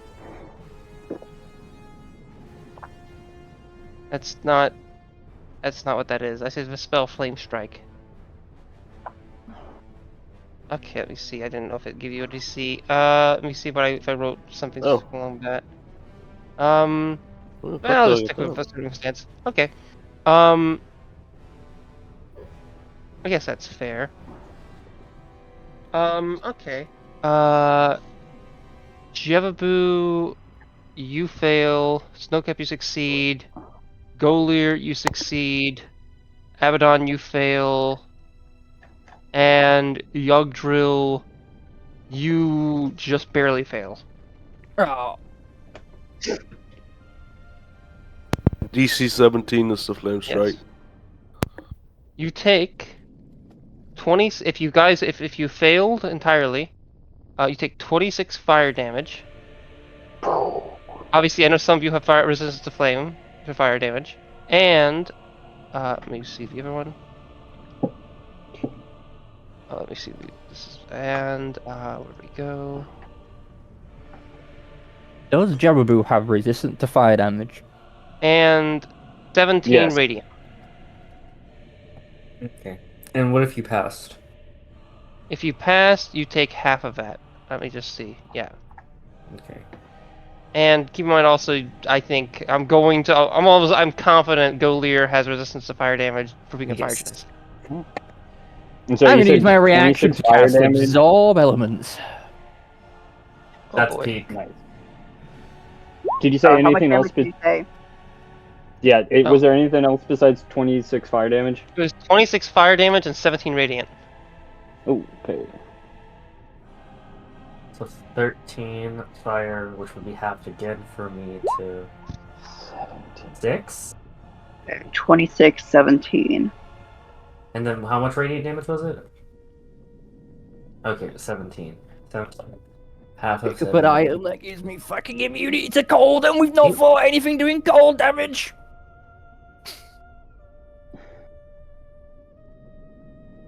I'm trying to figure out why there's an undead doing radiant damage. What the hell? What's the point of having resistance to necrotic damage if the undeads are gonna start You doing know radiant what? damage? You know what? Fuck it. I actually would be on the team. Let's make it necrotic. It's Hell shifting the yeah. spell, necrotic damage. Does that fuck anyone over? I don't think anyone had resistance to radiant, to be honest with you. Yeah, let's do that. Actually, yeah, let's leave this. It is corrupting the spell a bit, so that does make sense in theme. Let's make it that. Thanks for your idea. Thank you. And I maintain concentration on my spell. I need to. No. I need Oh, I to. wrote the same too. Thank you for reminding me. I need to put This is so not going well. I need to put chickens to bed, so I am staying on call, and I can't hear you, but I'm going to go on mute. That's some lore on bees. Got them chickens. That's a little I'm fun. just really. It's not the first time I've heard this sentence, and every time I hear it, it confuses the fuck out of me. What does it mean to put a chicken to bed? Like, Like, to make them go to Shoot it in the head. But No, I'm mean, closing the coop. I want to actually. okay, you're answer- closing no, the coop. Casually Got going it. out Okay, that makes with the sense. shotgun. What, is it just like you put? It's just where like you put it in the pin, or do you put a cap on its head? The coop needs to be No, closed. you bust so the cap in predators its can head. get in. Okay. Okay, That's why. so the pin you just put in the pin's closed, so no foxes can get in there. Okay. Well, the chicken Whatever coop thing. is actually a garage, so I'll just close the garage door. Oh, Wait, what? Okay. that's like some... for modern Are problems. you American? This is some southern BS. I am not. Guess what state I'm from? Atlanta. No. That's No, Arizona. that's not a state. That's not a state. Did you think it was okay? Arizona. Okay, East it's Virginia. Youngill's turn, but I need to know. Did you think Atlanta was a state? No, it's Atlantic City. No, It's a city. it's not. It So is it's a not city, yeah. Atlantic City. Atlantic City is a different place. Okay. Yeah, that's a different place. Okay. So- Okay. But yes, Can y'all it is just a name city. your shit I correctly? can't tell if he's Okay, joking. Youngill's turn. Let's go. We, Oh, we actually, just before I do copy that, names from European cities. in terms of a spell affecting it, does it like do a save journalist or no? It needs to use an action to break out. Correct. Good point. Okay. In that case, it's Yggdrasil's turn. Yggdrasil's turn. Did it look particularly affected by the cold? It seemed. It's hard to say if the cold necessarily like did more damage to it, but it did seem greatly affected by the effect that Snowcap unleashed upon it. It's hard to say if it's weak to cold damage per se, but it definitely seems the attack, it was extremely powerful. It's possible it might even have resistance to cold damage, and that attack was just that powerful. Even if it did have resistance, it has lost its resistance. Yeah. In effect.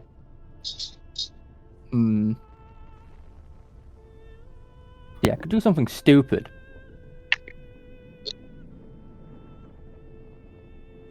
But Maybe even a tad silly. just a little. Very good. Oh, Abaddon, I lost concentration on enlarge reduce. You are normal. You're size fucking again. small. No.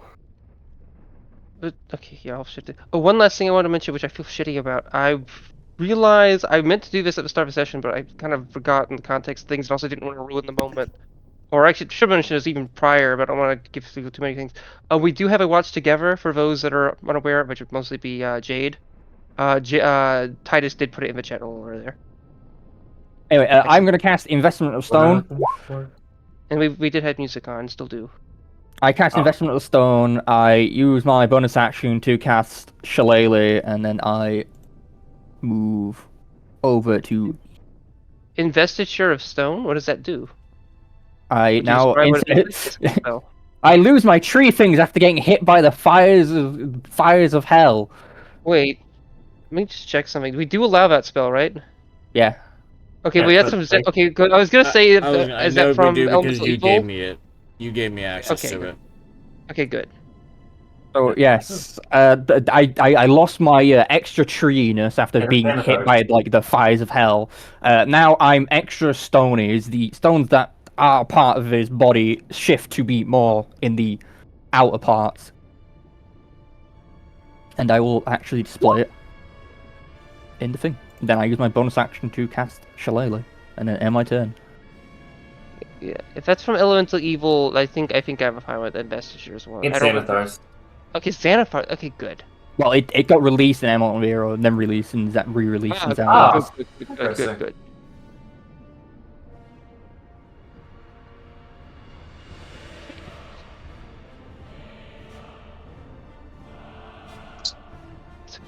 Okay. But you used your action. Oh, you cast it. So like, your next action you could. Okay, yeah.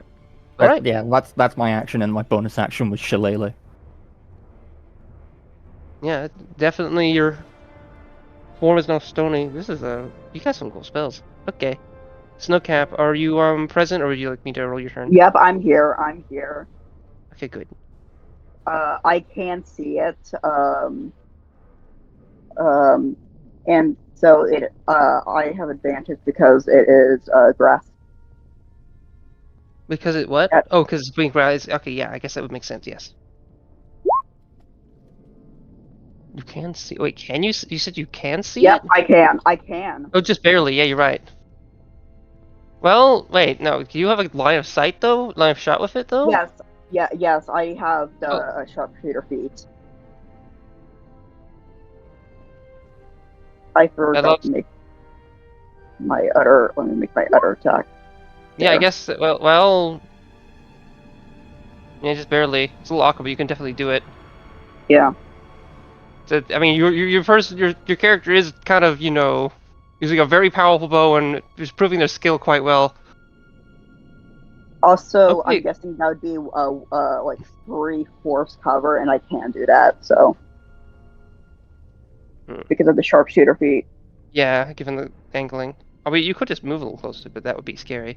I Give mean, you it can a literally just like minute to move really- a step and then move back. Yeah.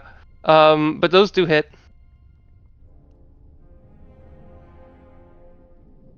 Great, beautiful, even, and that's just my turn. Okay. All right.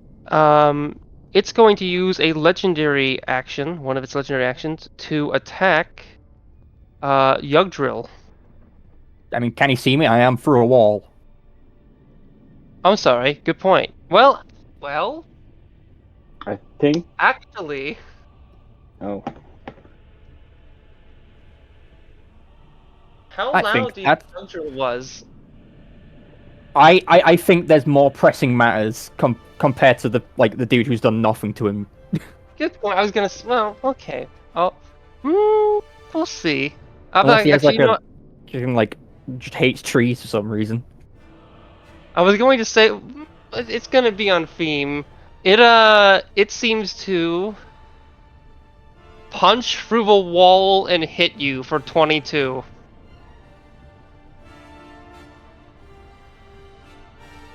I mean, like,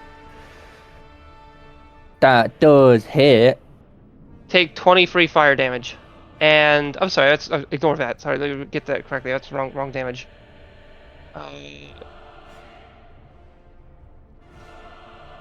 Okay, take 11 slashing, 17 fire. I'm gonna use my bonus action And- again to cast Absorb Elements. Let me fix terrain real quick. Let me see if this isn't going to be crazy to do. Yay, it's not crazy to do. Yay, let me just fix this real quick. Oh my gosh. It'll be on theme. How much damage was that? Hopefully. Ian. It was 11 slashing and 17 necrotic. Like- Sorry, 11 bludgeoning and 17 necrotic. I'm sorry. Yeah, you said it was fire a second ago. Oh shit, I said necrotic, I meant fire, I'm sorry. I'm using a stat block that's similar, but I'm shifting things around a little bit, sorry. It's 11 bludgeoning and 17 fire. I apologize. So I used Absorb Elements to half the fire. Okay. So what was the bludgeoning? That was like 11. Okay. Phylaxi, your turn. Oh, sorry, there's another character, sorry. Phylaxi will then, move up a little bit to here. 5, 10, 15, 20, 25, 30. And their bird is going to make a calming noise. You hear it like almost a little short little song. It's going to give, using this ability, is almost akin to a bardic inspiration, which it will give to, I'm going to say, given the nature of this bird, everyone can hear it. You have you basically have the means of which, I'm using bardic inspiration as the means because it's basically the same thing. But you guys have gained a bardic inspiration. All of you. Oh, nice. Hell yeah. cool. And I dropped my spell instantly. Okay. Just a quick question. It's now Goldie's Is- turn. Is the bird essentially just, or is I this think just it's- basically a bard? 'Cause I'm if not so, going to that's prob- say. That's probably the coolest way to play a bard. The idea is it's the best of the birds. It's a bird that was too powerful to die. And it is Phylaxi's means of doing things. Because they're a falconer, and probably the strongest falconer around. A mystical falconer. Magical falconer. Okay. It is your turn, Golir. I didn't get back in the right turn order. Can I? Oh Can yeah, let Jobu me go ahead and go shift now? that here. Oh, I'm sorry. I apologize. No, you're good. I should have Did got we that skip your before. turn? Oh, you should have gone before them. There we go. I'm sorry. Yeah. I should have moved things around. Ah, I that's fine. didn't. I'm confused. Yeah, it is Jeff. This can just do Jeff's turn. Yeah, sorry about that. Okay, we're going to. Actually, to make things more fair, I'm actually gonna say that this portion of wall is just gone. Yeah, I'm Right gonna here? say that he like that whole part of wall like fell when he like punched through it. Okay. Well, I was actually going to ask if I could make that happen with my attack. So, cool. Jobu's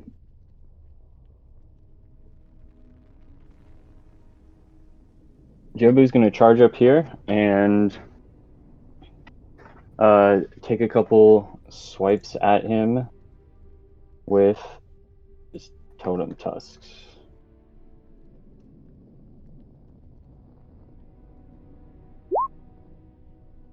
$16 to hit.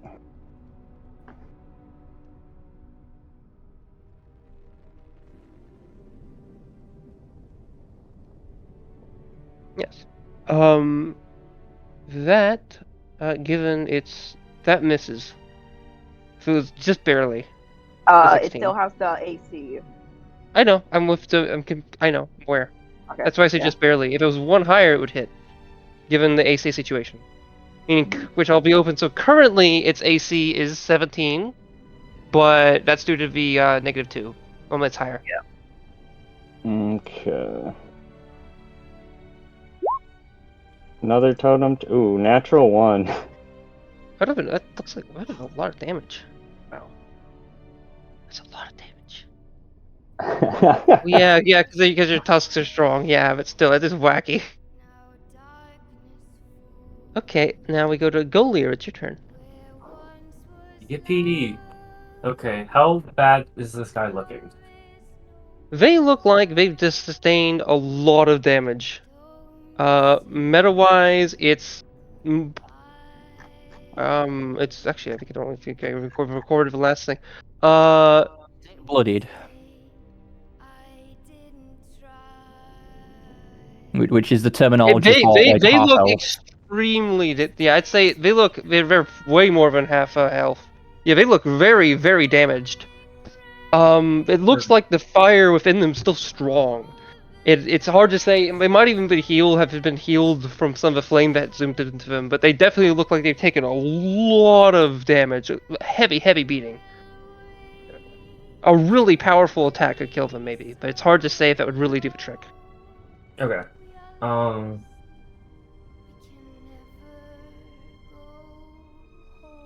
Have I seen it take fire damage thus far? You have not, but there's a high likelihood that flame would do nothing to it, if not empower it greater. Got it. Like heal it, understood. maybe. It might even heal it. Like it doesn't. The idea that this entity, even just by name alone, before even seeing this thing, would be like, they're inherently they're an entity for you to assume that fire will do nothing. Understood. Perfect. Alright, just wanted to make sure. She's gonna walk forward a bit, just kind of like humming to herself ever so slightly, and you see as she draws her rapier, she kind of spins it ever so slightly, making herself, and almost flaming lava-like blood coats the blade, but instead of catching on fire, it turns into this almost like black, like electricity. As I'm going to activate my Crimson Ray. Let me roll the damage for that stuff really quickly. Where is that? The D6, I think. Yes, it's a D6. Okay. And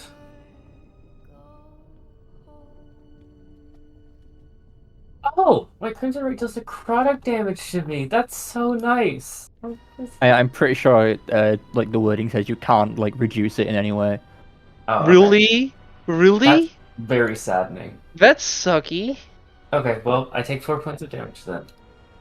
And You then could always double check it. I'm not too concerned. It's 4 points of damage. And then she's gonna kind of step forward. One, two, okay, yeah, I can make it. Kind of squeezing a little past Jevabu, And she's gonna take her rapier, and I'm going to cast Booming Blade. Let me roll the hit with this. Where's my rapier? There's my rapier.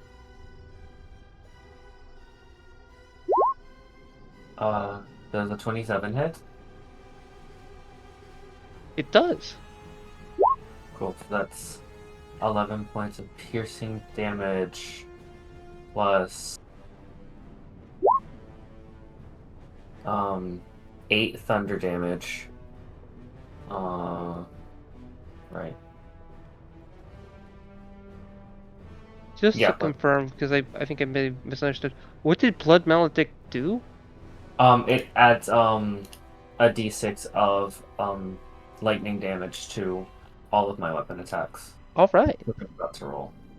And then 6 points of lightning damage, and then another 6. Not 6. I need to roll another d6 points of necrotic from Hex. Another point of necrotic. So that's 11 plus 8, which is 20. 20 plus 6 is 26. Plus 1 is 27 points of damage. And if it willingly moves, it will take 3d8 points of thunder damage. Okay. Give it. Don't mind the Say fact that it's also restrained. Oh, well. The It only other seems- option was Green Flame Blade, and that doesn't really work. It seems not to be as damaged by certain things, albeit you dealt like 1 necrotic. Yeah. So I'm not You going to feel say a much bit- in regard to that. Like, if it was immune to necrotic, I might not even tell you because it was 1 damage compared to a bunch of other stuff. So I guess you wouldn't Yeah. quite know. Versus if you had a dagger instead and once nothing happened. Got Don't you feel a But- bit silly? A bit Everything stupid? else is quite severe. And then it actually looks rather like this final hit does look rather severe. So we did was it 20 damage total? You said? Actually, sorry, it's 27. 27. Okay. I get 26 if it's immune to necrotic damage. All right. This thing looks like it is in dire straits. So much so, it seems to fall to its knees with that attack. However, as this happens, Abaddon, Yep. I would like you to roll 2 things, and Jebu, I'd like you to roll 1 thing. Jebu and Abaddon, roll a con save. Abaddon, roll a strength save. Okay, that's a constitution of 23. 22! That Why do you have can't be- advantage? I'm raging. Okay. All right. 17 con. That's just good enough, I think. Let me check to see. I don't think I had. I believe that is it 17. Okay, yeah. So yeah, that is just low enough to hit. That is just low enough it'll actually hit. I would like you to roll a 1d10 Jevu.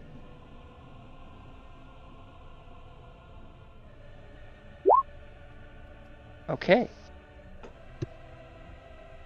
You feel like this. It's harder to sense this thing a little bit with the means at which you can sense the fire of Surtur, and you feel like the flames present in your like tusk start to dwindle a little bit, like significantly. So much so that you aren't even confident. You're not confident you can cast Flame Blade to empower them right now. The light starts to even dim a little bit as you see this essence flow into them. You also watch as Abaddon almost seems to do it, but no, Abaddon's essence seems still this time. It doesn't seem to fly. I guess the flame itself doesn't seem to flow into them.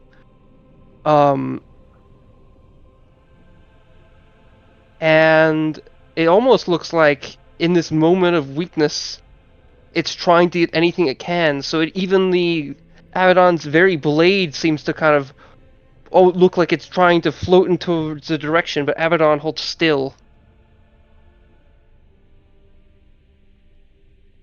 It's unclear if it's in a very weakened state, but it's hard to tell if it's actually like defeated. It seems to still be present, but it's hard to tell if it's in this exact moment. If it's actually like even motile or not. Scar seems to How do move into place and point. We do not have much time. Do everything you can.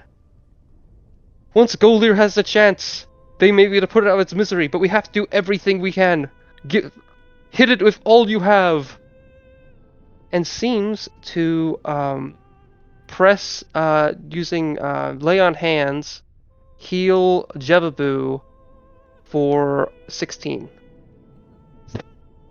and uncover the window is a reaction, right? I just have to wait till it happens on someone else's turn. I'd say yes. Okay, cool.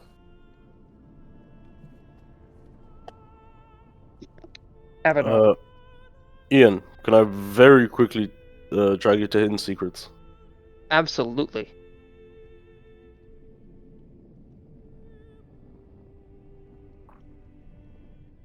Man, Damn. I So just hi want to guys, be. it's your turn. I just want to be able to have concentration on a spell longer than one turn. I really didn't This is expect why we're to this is why we're roll blade two swingers. nat 20s this session. I did not expect. I didn't, because of things. I didn't expect Snowcap to do well, but I pleasantly surprised. I was wrong. I made the grave mistake of introducing a fire character in this area, but it was the only thing that made sense, so I fear. I Rip. just hope when we fight other big bads that they do fucking cold, so I actually have a use out of my item. Damn, you also have cold resistance / immunity. I have immunity from a shield. I also have immunity from the bow.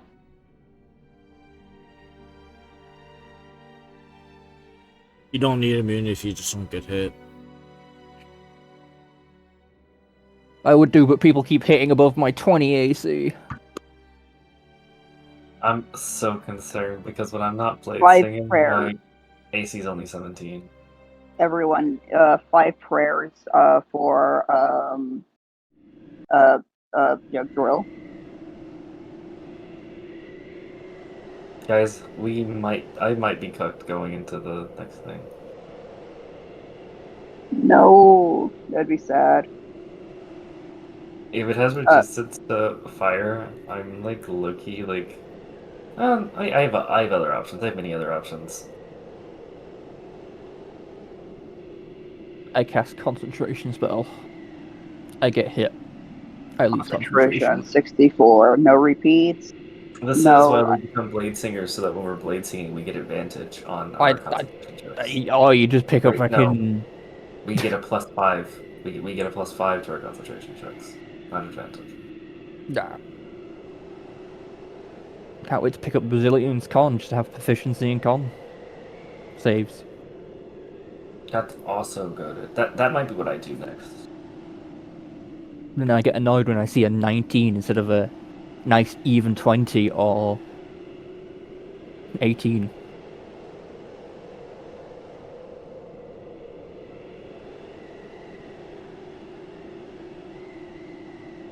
Can't believe Discord added a timer on chats. That is so funny. That is hilarious to me. Welcome 2 back. minutes and 50 seconds. If you attempt what I asked, what we discussed. You would need to use your open hand and get close to them to do so, trying to press it upon their body. Okay. It's gonna suck out the fire. I will attempt it. You're doing what Moritar once did. That's gotta Yeah. be freaky. Also, Moritar is dead, by the way, Jade. Moritar was Yes, defeated I by. was before. All the spaces are occupied. Can I just kind of charge through? thought Moritar Yes, was you a can mortal. jump. You can charge through and move back. Absolutely. Okay, I will. will.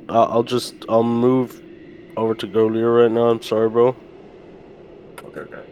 I would I would like to, with one attack, I would like to jab the sword into him. That is not the right music. I would like Yeah. to. I would like to jab the sword into him.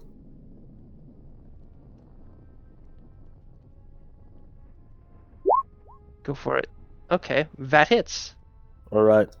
And then I would like to place my hand on him and do as we have discussed.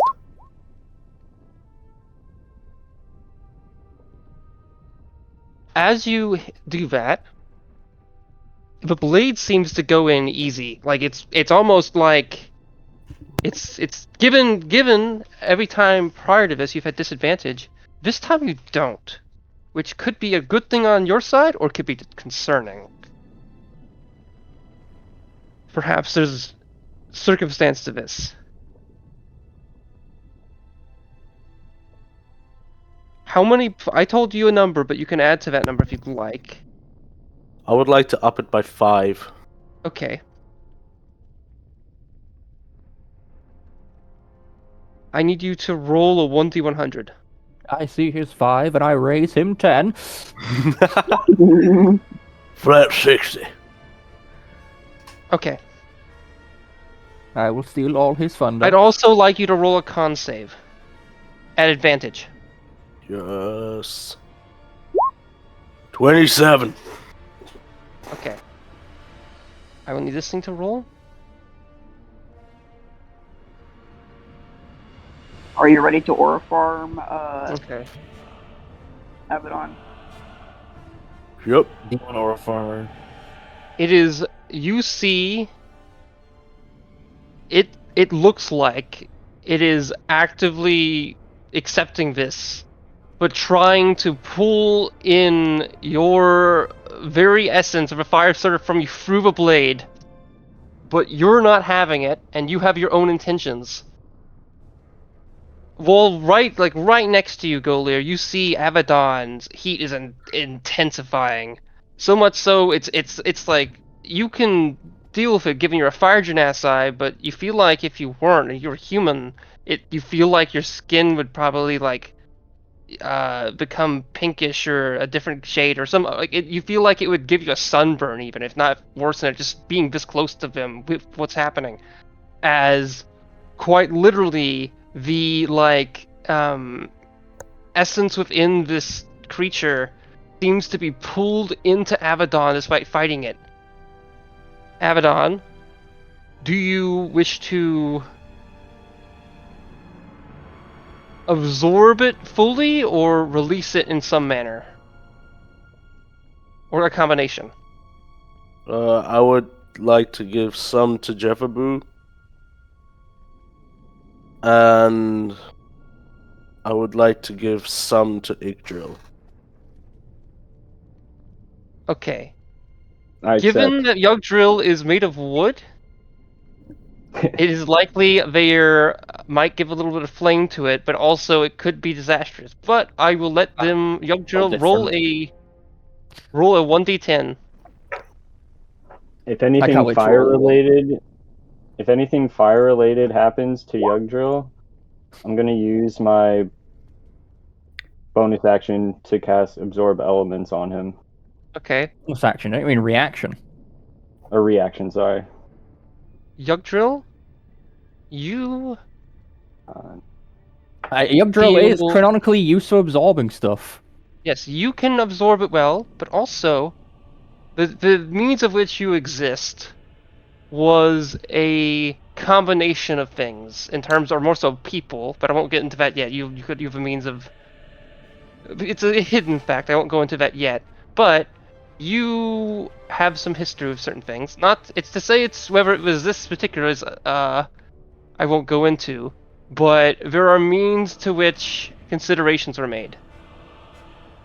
Your choice of your hands or antlers will become charred with a inner flame. Might as well do my Or antlers. I'd say it can be one of the antlers if you want, or a portion. It's up to you for stylistically. Okay, and Jevabu, yours Tusks are empowered as they were, possibly even more, a little more so. We can get that later. And additionally, Abaddon, that blade you wield is now does the additional damage of Flame Blade. So every time you make an attack with it, it does an extra 3d6 flame damage. You have moved towards, or possibly even acquired what you've searched for. It's hard to say, but definitely it feels like the internal means are there. You either have Zertologi, or you're on the path to it, or you have an equivalent. Regardless, you've made progress. The thing in front of you Let's go. seems either lifeless, albeit, or docile. But that could just be in this moment. Does anyone wish to do something? Otherwise, we go to Nornless' turn. But if anyone wishes to use a reaction now, they may.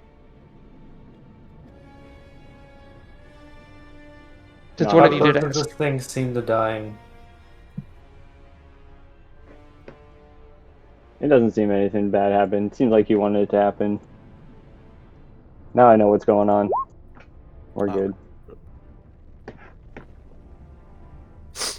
But yes, as your drill dropped the fire, it'd be like shooting out the top of his antlers, like a mini little smokestack. In that case, if no, go. You can do it during your turn, Ben. Nornless, it's your turn. What do you do? It seems like the threat is ended, but you aren't actually sure. Oh, okay. I would, by the way, have moved back. I just. And given how far you are, it's hard to say. Yeah, no, I didn't see anything of what just happened early at all. So, Nornless steps forward. He's no longer invisible. Sees that he can't really see anything, but can feel the magic tether to his Maximilian's Earthen Grasp and tells it to crush the man once more. So, a strength saving throw, or he takes 2d6 bludgeoning damage, and then Nornless moves back to his spot. That is my action, so that's...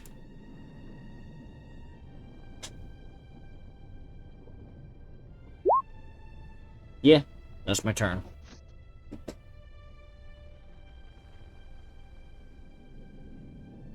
Ian? You think, yes, as this moment of solace occurs, and the fire third has been removed from this, some of you may expect this final grasp to be that final push. But the fire of Surtur was merely an aspect of this being. It was also a Draugr. And with that, it can continue on. How long, it's hard to say. But now it brings mostly from that sense, and not from the other. It uses its internal strength, remembering what it is, or maybe the other way around, forgetting what it once was. And with a 24, succeeds. Okay. It's still restrained, mind you. And is presses against and prevents it from restraining further. It's still restrained, but it prevents the grasping arm from crushing it fully. It takes half damage, so 3. Certainly. I guess it's just an E.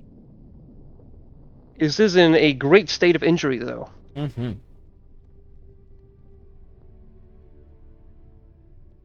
It is now its turn.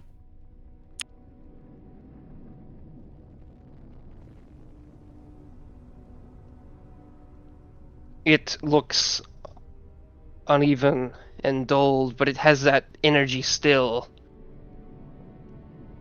A possibly bottomless energy, given what type of horrible undead it is. While still grasped, it is, and it almost, disgrace of its firmer form, seems to just reach out and punch anything it can, forgetting its style and grace, just using pure, force. Trying to punch at Golier and missing, hitting the wall, crumbling a portion of wall in its place, causing little pebbles and things to, fall from the sheer might of it. but not having that grace it did earlier, if they even had that, but certainly would be a direction to say. And then another one aimed similarly at Yugdrill, which misses yet again, and then a final one actually hitting Golier for 25. Got backhanded. Intensive punch, but a weak-willed one perhaps. Take 8 bludgeoning and 25 necrotic. No longer Fire of Surtur, but it still has that new means of gaining energy. But that's not halved yet, so you can have it. Oh, okay. 12.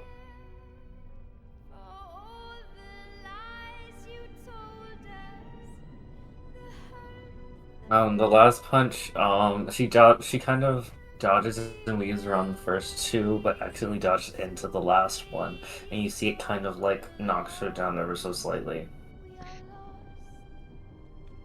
Okay. She kind of nods for a moment. It looks like it could falter at any moment, but it's hard to say. Can it someone feels like it has. hit this? Go on. Oh no, she that was in character. Oh, you cut off mid-character. Okay. Oh, I was saying that she was saying that in character. She was like, "Can someone please hit this?" Oh, okay. Yugdrill, it's your turn.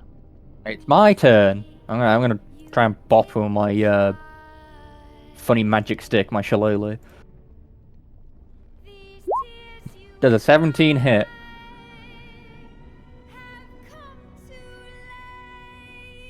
Ian? Yes. And Probably with a fucking on 17. edge. by the way, I'll give you. There's a hint that's existing present, but given a certain event and given a certain other thing, Dre, would you like to use any boom points to do something? I don't necessarily. Sure, why not? How many? Like, you could say up to 5, or more if you'd like for something crazy, but 5 be a decent number, but it could be less than that. But 5 will achieve like the basic results. I'll do 8. And I'll have to roll something. Alright, I'll do 8. 8 boon points. It does hit, by the way, with the shillelagh for 17. It will hit them. Yeah, I'll roll the damage.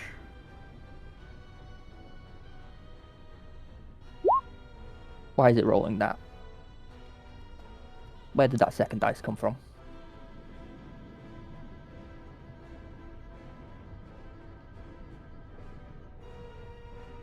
That's where that second dice come from. We love wacky Okay. coding. They seem... Okay, how many boom points did you say you spend? 8. 8, okay. Good. You manage to bludgeon its head and actually cave in its skull a little bit. It finally, the fire's lessened, if not gone. It still has so much to it, but it's taken such a beating. So consistent, so continuous, that it can't, like, you know, even its body has been weakened, and despite its, like, intensive energy that may or may not be continuous, you manage to at least cave in its skull, and it does seem to shift back onto its knees yet again, if not more intensive this time. Head lowered. In a moment of weakness. But also, something finally else has caught wind. Yeah. Something has gone asunder. That's the only Its reason. connection with something else seems to have released something. But you guys here, I would like everyone with a passive perception of 16 or higher can hear, actually let's say 15 or higher, can hear a FUD, a big FUD outside. In this, above you. Something Abaddon did has had its effect. And something else has made a connection to finish it, to make use of that. Regardless if you knew, if any of you have context for what that was. but you'll see what has been put forward soon enough. Snowcap. Will anyone Didn't you comment say I on was that? gonna? Didn't you say I was gonna roll something for the boom points? I would. Yes, that. Well, actually, yeah. Do roll a 1d. Oh, God. Do a 1d100. This will determine a certain aspect of this. 88. Okay. I'm gonna Snowcap. Do your turn. I'll get to you in a second. Yugdrill Okay. or Trey.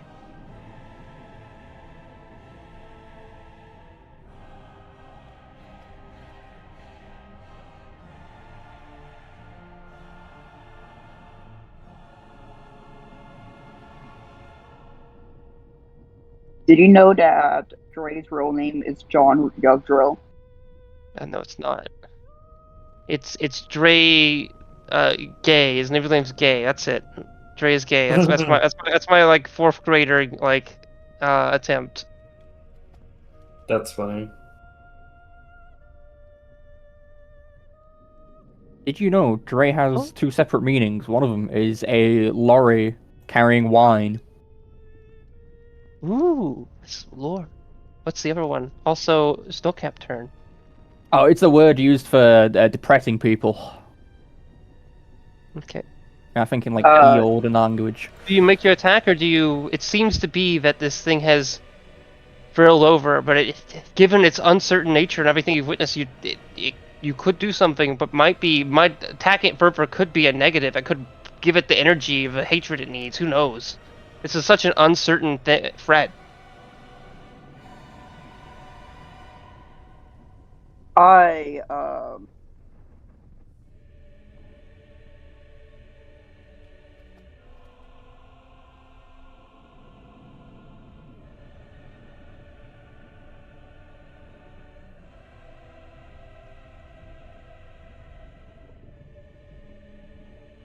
I will. If you're not sure, I'll just go to Jebabu. Or if you're cutting out, I'm not quite sure. Are you? Did you not hear me? Oh, you? I didn't hear you. I'm sorry. Oh. So it's Snowcap. What did you say, Galir? Oh, I was asking how close it is to Ethia, but yeah. If you would like to do the thing you mentioned as a reaction at any point, Galir, let me know. Otherwise, you can do it on your turn. okay, I'll let everyone get something cool in first, and then I'll do it. Okay. I just didn't know when it was ready, quote unquote. It seems to be ready now, but things could change. It's uncertain. Snowcap, do you do anything? I can hit it with my bow and arrow here, right? You can choose to. That could like provoke it. I mean, it seems to be weakened in a state of like near death, but that could be enough to like. It's uncertain. Given that it seemed to actually, you don't have enough reason to believe that fully. So yeah, you could go for it. I feel like that's a odd way to think. More case is that this is a Draugr, so there's a lot of lore that you would know living in the north. But Draugr can do all sorts of shit. So like now that it's like the fire is gone, we're just working with that basal knowledge. So there's all sorts of fucking whimsical like uncertainties of this thing, given all the different things you know about Draugr. And one would be that like it might be able to like do shit if you herb it at its time of death, due to that continuous grace. It's hard to say. I will say that everybody does go, notice by now that Golir's cloak is billowing, but she's kind of waiting for everyone to finish their... I heal myself for 13. Okay. Jebabu. Golir has a cape, or more so, it doesn't quite, for something less like a cape, it looks like almost something else that you feel like you've seen at least once before, but it's not in that form. Almost like a curtain, per se. What do you do on your turn?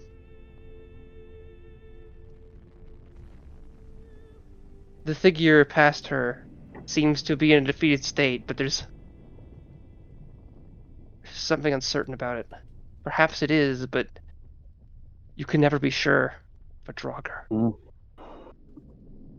Okay, I'm going to...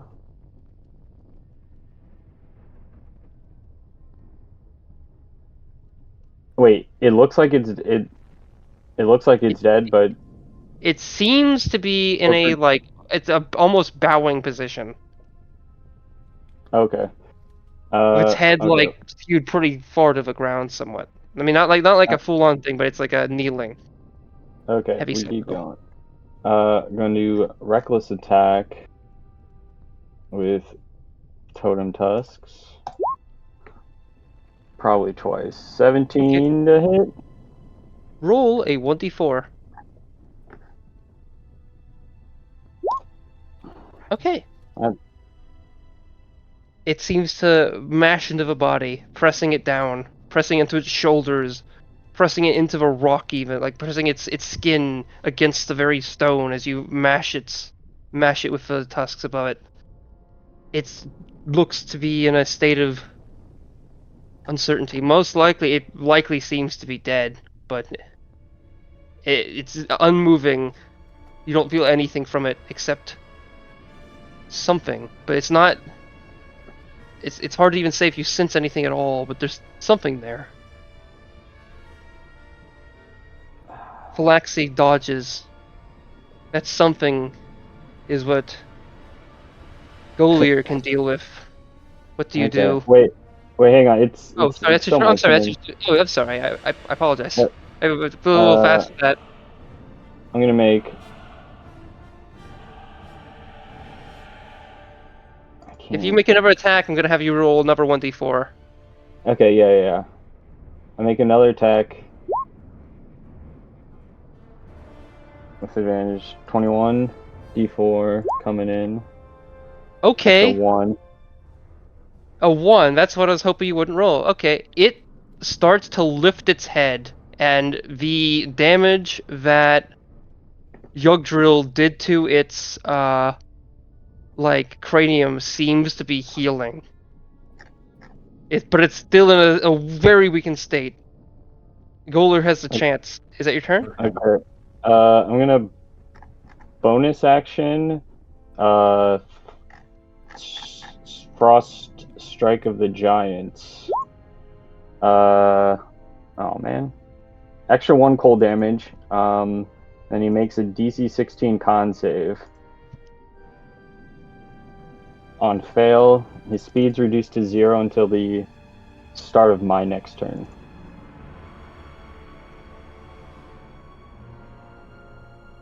Okay. Well, he's also already been grabbed by something. He can't move anyway.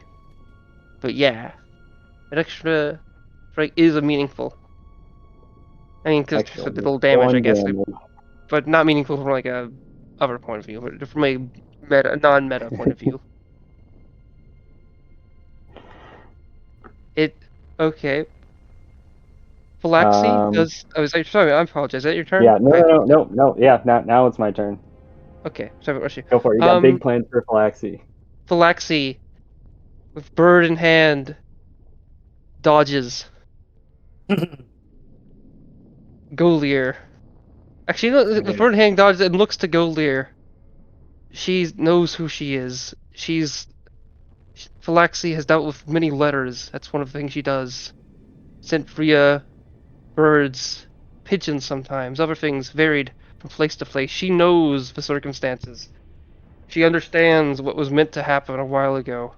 And now that it finally, after so much uncertainty and problem, and whatever the hell Zinch did here, maybe things can improve somewhat. Looking towards Golier. Golier, it's your turn. Golier nods and kind of looks around at everybody. Okay, has everyone had their fun? We good? She holds up like a little thumbs up, uncertainly. Yeah, do what you need to do. Okay. She steps forward towards the Draugr that's like slowly healing, and kind of looks at like it's like slightly healing cranium, and like kind of lean downs and kind of boops it on the nose. And as she does that, you watch as her cloak expands and the flames across her entire body grow dark, almost like a blackened void. And you see as the same mist that was being used for Hex kind of reaches into the Draugr and kind of starts pulling out an almost equally dark mist, and she slowly starts consuming its essence. Once it's completely drained, you see she kind of reaches towards the sky, and a black beam of almost mystical energy vanishes into the ether, and she goes back to normal.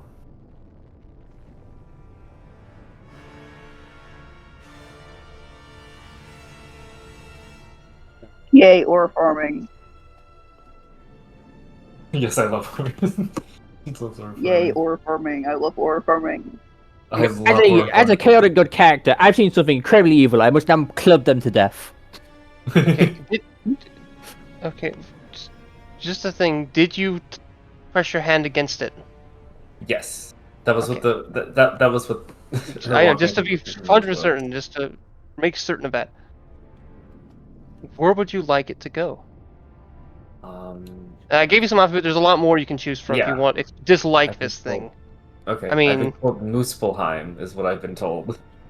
So Well, there are a couple options, but that would be most reasonable given what you would know of your clan and this thing. yeah, well, Sending the soul somewhere. that's probably where Golier would do in character. I don't know enough about the lore yet. I get you. You guys watch from the graceful movements that were put forward, and the Draugr seems to fall apart, and something ethereal, I'd say, for those who can see in the ethereal plane, seems to shift out of its body and move somewhere else. And given certain things, normally what one would know is that when a Draugr is killed, its soul is sent to only one place, and that would be Helheim. But something feels different here. If it was sent to Helheim, that would be a truly disgraceful thing for even the clan, but something feels different. It's clear that, well, Golier has a ability and a means to change that, perhaps. It's not clear if it's, or at least there's a hope that that's the case. Regardless, there's a feeling of solace as the form begins to break apart. The corpse cannot continue its form, regardless, even if for the sake of keeping what was left, being a Draugr is too intensive. Much of its body dissipates into like dust and grime. Only handfuls of bones remain, but much of them are turned to other things. But given the direction where it went, some of them become burnt and ashy, an indication that it did not go to a place of cold. Which in your case, in your particular faith, or be someone such as Abaddon, that is a good thing.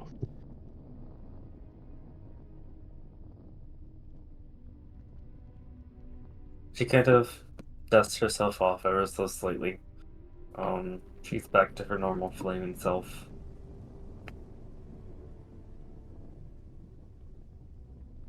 That's what I do. And she kind of gives like a slight.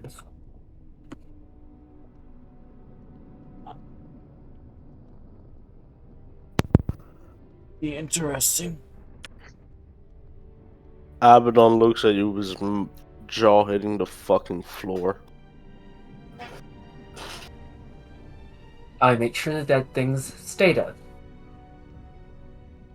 Yay! That Abaddon, have you my- not said you've died 3 times?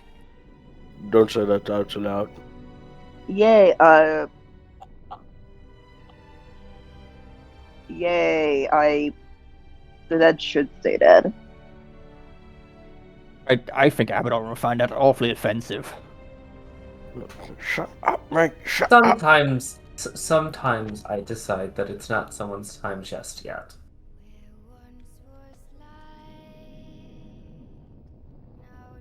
Out of character, Snowcap particularly means undead, not just like whatever Abaddon is. he means zombies. I know. Yeah. Okay. Yeah. Back to. And you guys see the same black mist that was floating around the figure when she cast Hex is kind of like slightly blowing around her. It seems to be just like a mix of some every so often looking into the mist you can almost see like a face or make out like the iconography of like a person. But besides that it's just kind of floating there idly. Any particular person? Nope. Just Yeah, it's your longest range step cousin, Jimmy. David Bowie. I don't know what kind of Guys. answer. Jonathan it's actually your Joestar. mom. Actually, Golir has killed your mom and is currently Yeah. using her to cast Hex. Right. Fucking all right, Doctor Doom.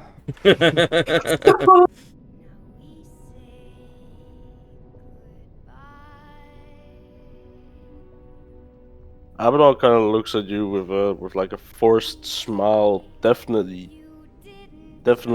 afraid. Well, mate, you know all that stuff I said earlier about kill you if you did anything online. That was just a business, right? Nothing personal, right? Just She giggles a little. No, it's okay. It's okay. Believe me, I get it. She kind of nods her head. yeah, no, don't get too close. She'll kind of like toss her rapier into the air and like it'll go back into its sheath. So we have more things to kill, I think. And she kind of like points upward towards the ceiling that had rumbled earlier. I think someone said that's where it came from. Yes. Yep. Yeah, at the very least, we have a dragon to take care of still.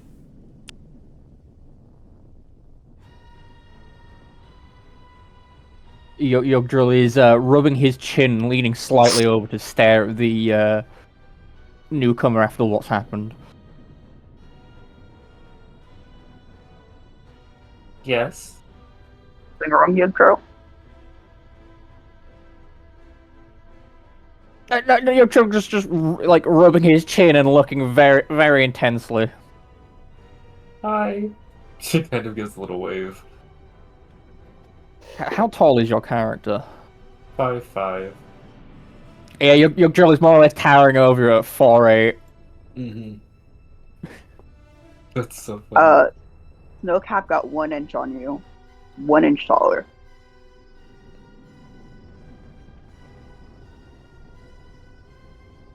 Did I do something?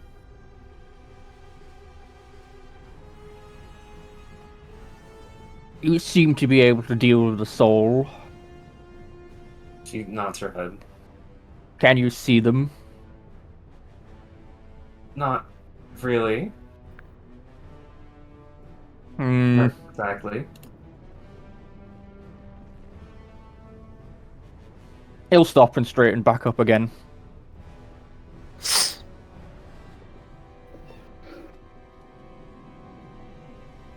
She'll kind of like clap her hands together and be like, so, who's leading the way?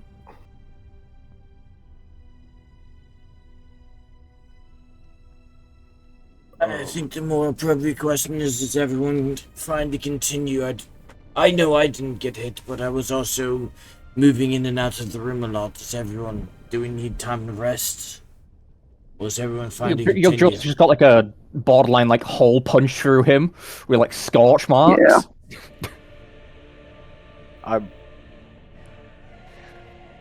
If you've seen a tree get hit by lightning, it probably just looks a bit like that. No, actually, when a tree gets hit by lightning, it loses all of its bark as the bark boils off of it. So you are more naked than you once were. I mean, I did have my extra bark on when I got hit by it. So now you're just an underbark. Or what? I think the most times I ever got hit, I've had something that makes me tankier. I could benefit from a brief moment of respite. I would have to admit a longer rest would also be in order for me. I am very pooped, quite frankly. Given the It threat at is- hand, I would. It is not even noon. We still have a dragon outside, and albeit, did you hear Yep. that thud earlier? Yeah, I heard that, but I'm kind of all out of gas. It sounds don't like you understand. really need to pace yourself better then. Gulier's gonna giggle at that.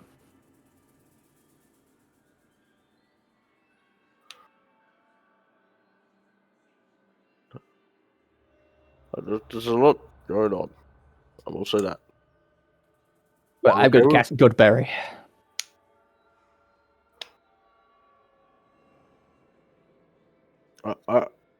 I am definitely okay with us taking like half an hour, bathe in lava a little bit, just kind of relax a bit, catch our breath. Your drill is spending do that. Your Given- drill is going to spend a minute nomming on his lemons. Yeah, Lemons. lemons. I forgot about the lemons. Yarr, gotta fight off that scurvy. Oh, someone was saying something. Yeah, Ian. Scar was. That's right. Yes, Scar was. We should probably consider something. I don't think this is the best place to stay, given the circumstances, and the fact that the lava's like this. I don't know what. It's reasonable to assume that now that Sunder has been sundered, something may happen with the volcano. Or who knows? I don't know. I think we should stay here, though. I get there's something above, but we should at least see if anything's happened with the dragon, given the possible connection. I could be wrong, but I can't. I'm strong. I have enough will for me to go and fight that thing alone if I have to. I can keep Abaddon, going, If it but realizes we're away. here, if that dragon's still awake and realizes we're just waiting for it, it might choose a different target and attack someone. If it's still there. I don't believe the dragon even knew we were in here. How would it have? I It mean, was did you right by not the hear entrance. it? Did you not hear it like making the clawing sounds we heard earlier from it? It Yeah. sounded like it was clawing at the entrance. I guess I misunderstood that. I thought it would just sound like it was walking on top of the thing.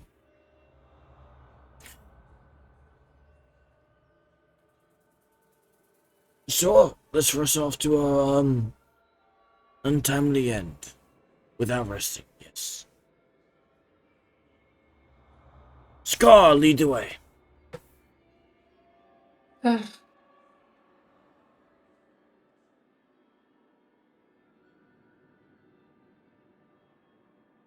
Does Okay, anyone Scar seems does to- anyone want the last of my berries? Oh, me. I tried to click on my character room and accidentally clicked on campaign rules, and the first word I saw was divorce. The fuck? Nice. Me. Wacky. I would like berry. Your drill will actively just like force all the berries down your throat.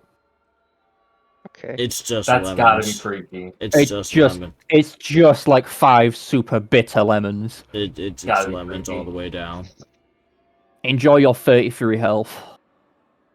Fucking hell. I can only do this out of combat. Okay. As you Wait, eat the berries, 33 health. Yes. Yeah. I add 5 to any healing. Like within 10 feet of me. okay. And then my moonsicle lets me add like a d4.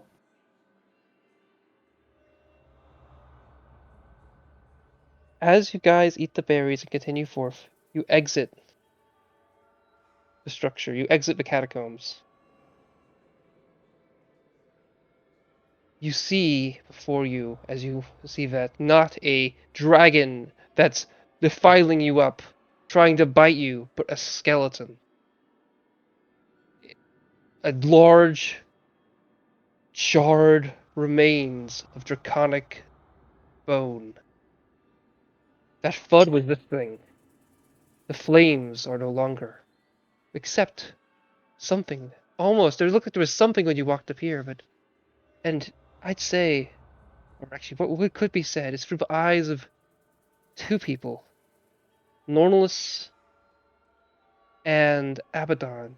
Along this, the top of this thing, just briefly, for almost a second, you almost see a plume of smoke almost in the form of someone you once knew, but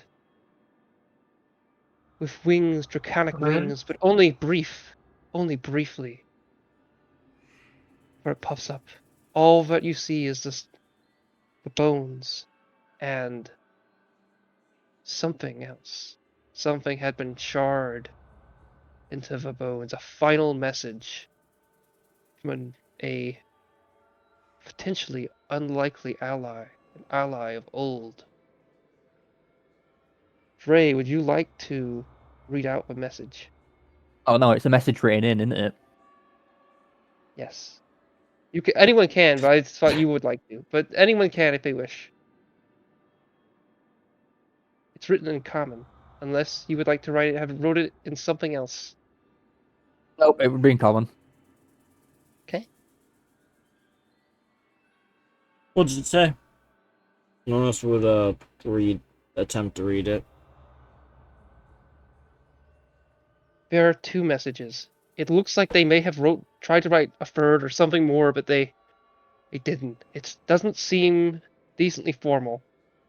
The first simply reads, Zelgath caused this. They woke Sunder up, woke this dragon up, freed the prisoners. Volcano something. I think they left. Okay. Actually, you can ignore the volcano part, but I'll just you say I would say volcano after prisoners. I'll mention that, and then the second simply reads. They mentioned Dorak.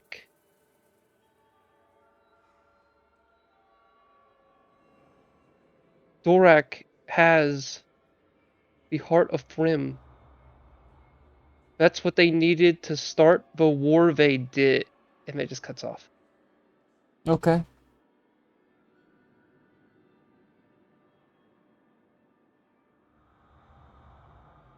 You said Zelgath?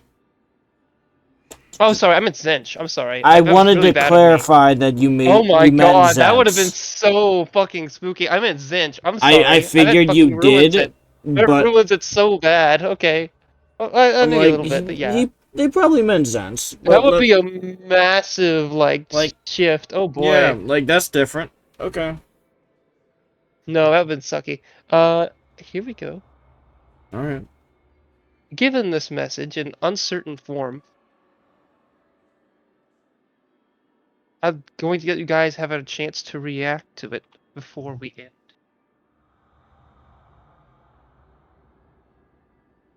Norlis does not react outwardly to this. He's just kind of processing the information. I myself remembered the Heart of Frim or Prim, whatever, being an item of existence, but I can't remember why it's important.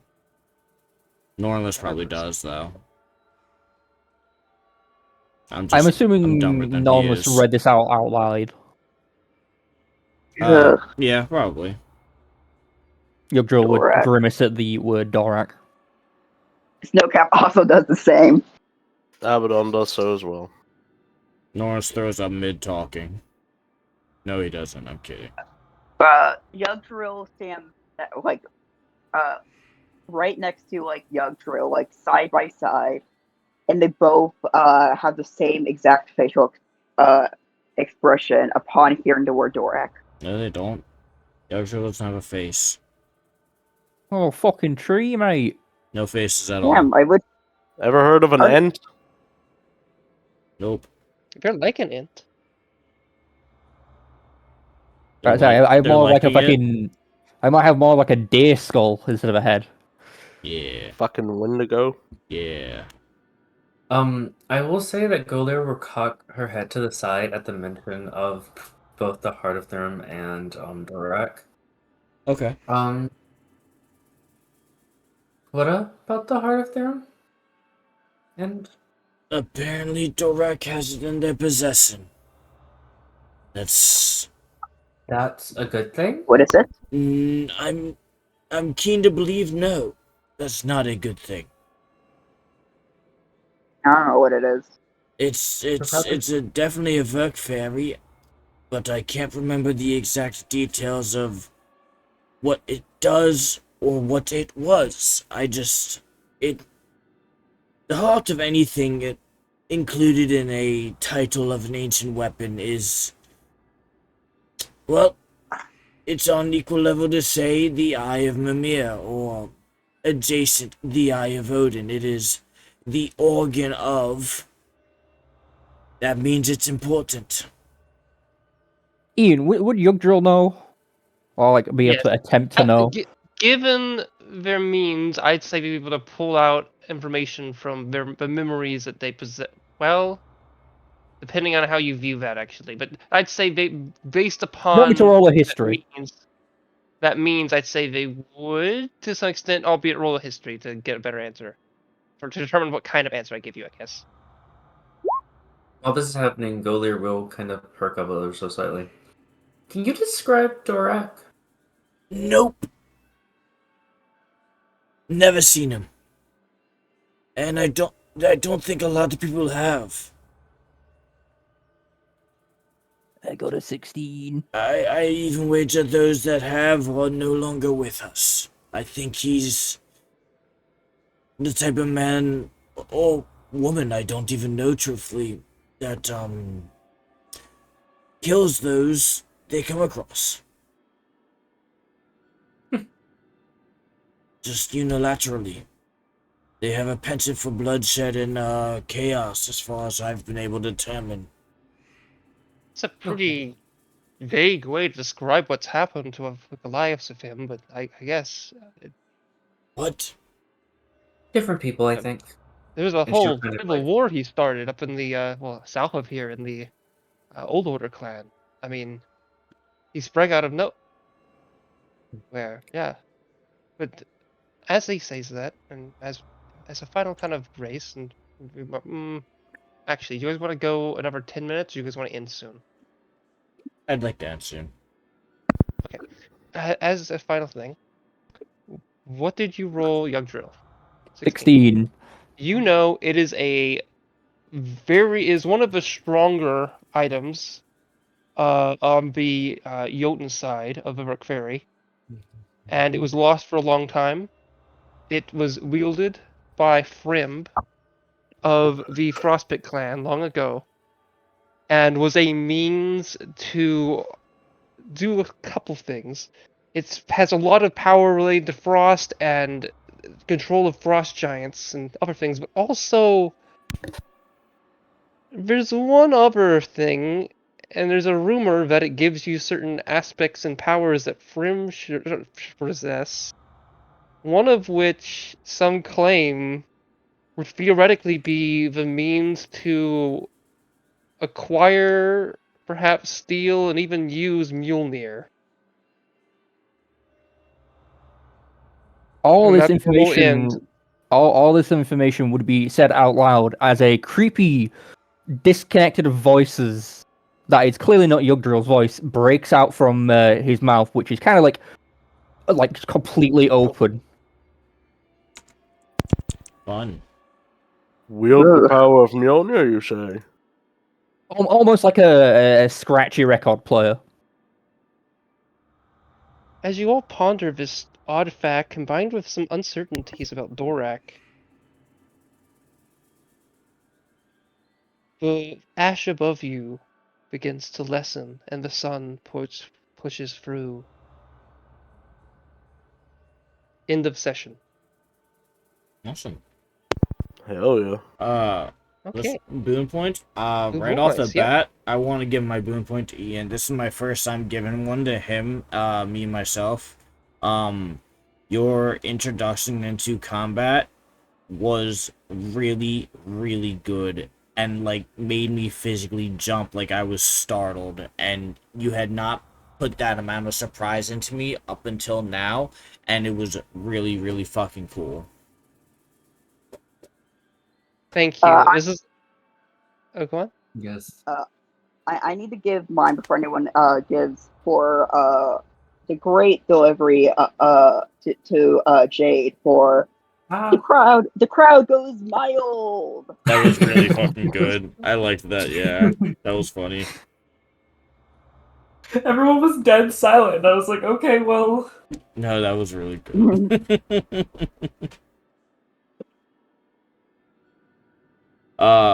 And this isn't part of the boom point that I gave to Ian, but another really cool thing, which wasn't on purpose.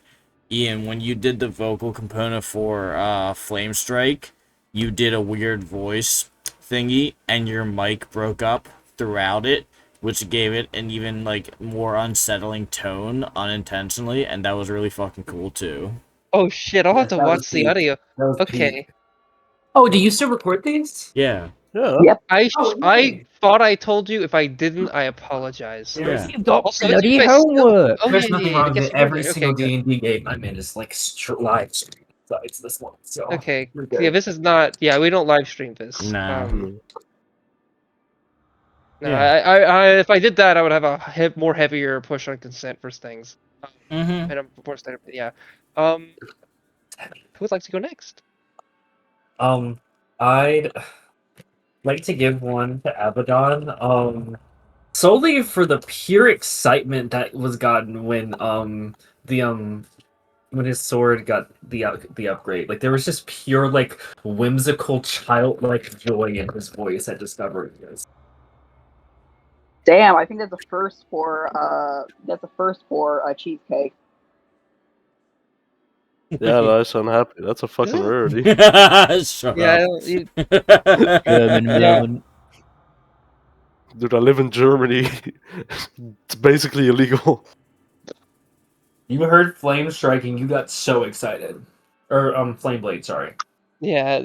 You Fuck basically have a constant like flame blade in addition to the damage it already does, and also that weapon, given with all its other qualities, can cut people's heads off. I found that one out the hard way. Who would like to go next? That's funny. I'm gonna give out two. First, welcome back, Jade. It's good to have you. You. It's been so long, I missed you guys. Glad to have you back, friend. It's been a hot minute. And who cast enlarge on me? Jabba Jevabu? Yeah, it's gonna go to Jevabu. But then screwing you over with your weapon reach. You can't fit in that hallway anymore.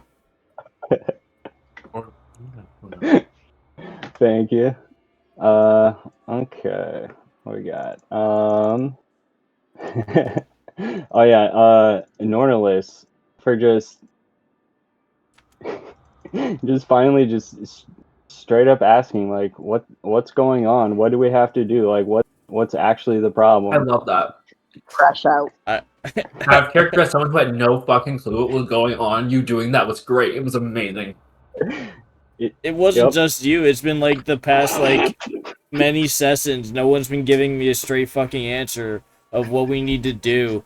And he's finally like, well, I'm embarrassed about it, but it's actually this. I'm like, thank you, fucking yes. That's what I needed to know. I've been asking this whole time. Well, there was just Yeah, sitting there oh. like eating popcorn in the corner. Oh, I She was like, so I loved happy. it. I fucking finally had an answer for what was going on, like what needed to get done. Yeah. And also thank you. Galir asked you to ask somebody to describe Dorak, and you said no. That Yeah, was it was so really funny. No, and like we just moved on. No, nobody's seen him. I and like we how just no moved one on questioned immediately. that. I Yeah, love how we in just character no one immediately. Thank you. Appreciate it. Yeah, both of those moments, yeah, made me laugh really hard. This is going to be a problem next session. Nah, what do you mean? Is there anyone else besides me? I think Dre, did you give one? No, I haven't given one. I'm going to give one for non-list for actually snapping at the guy, like actually snapping at him for once, getting an answer. I mean, he's. I think that did one's most of already. that. Dude, you started There's a bit of speaking to fire. Nornless disrespectfully, and Nornless was just not fucking having it. Listen to it. Listen to this, you prepubescent child. Shut the fuck up and tell me what's going on. But in From the point of Nornlessese. view of like Nornless, just being like, I'm fucking older than you. Like, don't you dare talk to me like that. I don't know why, but I imagine Nornless's fucking crash out just sounding like Michael Jackson. Michael Jackson was a Samuel L. Jackson, just saying, "Come on, motherfucker, do you?" That's good. Yeah, and I think it's you, friend. I'm gonna give 2. I've almost thought I'll give more, but I think I'm gonna give 2. One, well, I mean, one's gonna be a little complex for something, but you'll see. First, I'm gonna give one to Yugdrill for one of the last things that was done, which was, I think the way you described how you conveyed that knowledge was really meaningful, and I enjoyed it a lot, because we haven't had too many hints about like what your character exactly is, and that's a good one. It's I not gonna agree, that really was let people cool. know too much, but it was meaningful, That because was there's very there's cool. reason for it. And 2, I'm gonna give 1 to Golier. But actually, I'll say why, and then I'll go into another thing. Which is, I'd say, generalistically, I'd say for having a really good session for like really fleshing out your new character. Like in this first session, giving us indications of how they kind of go about things, like your personality, little bits here and there. It was really meaningful, combined with your kind of performance description during that like particular moment where you kind of sent the soul to where it goes, and the way you kind of did all those movements. I wanted I'm to gonna make a give character that was more charismatic than Victorion was, because I wanted to make a character that actually spoke this time around.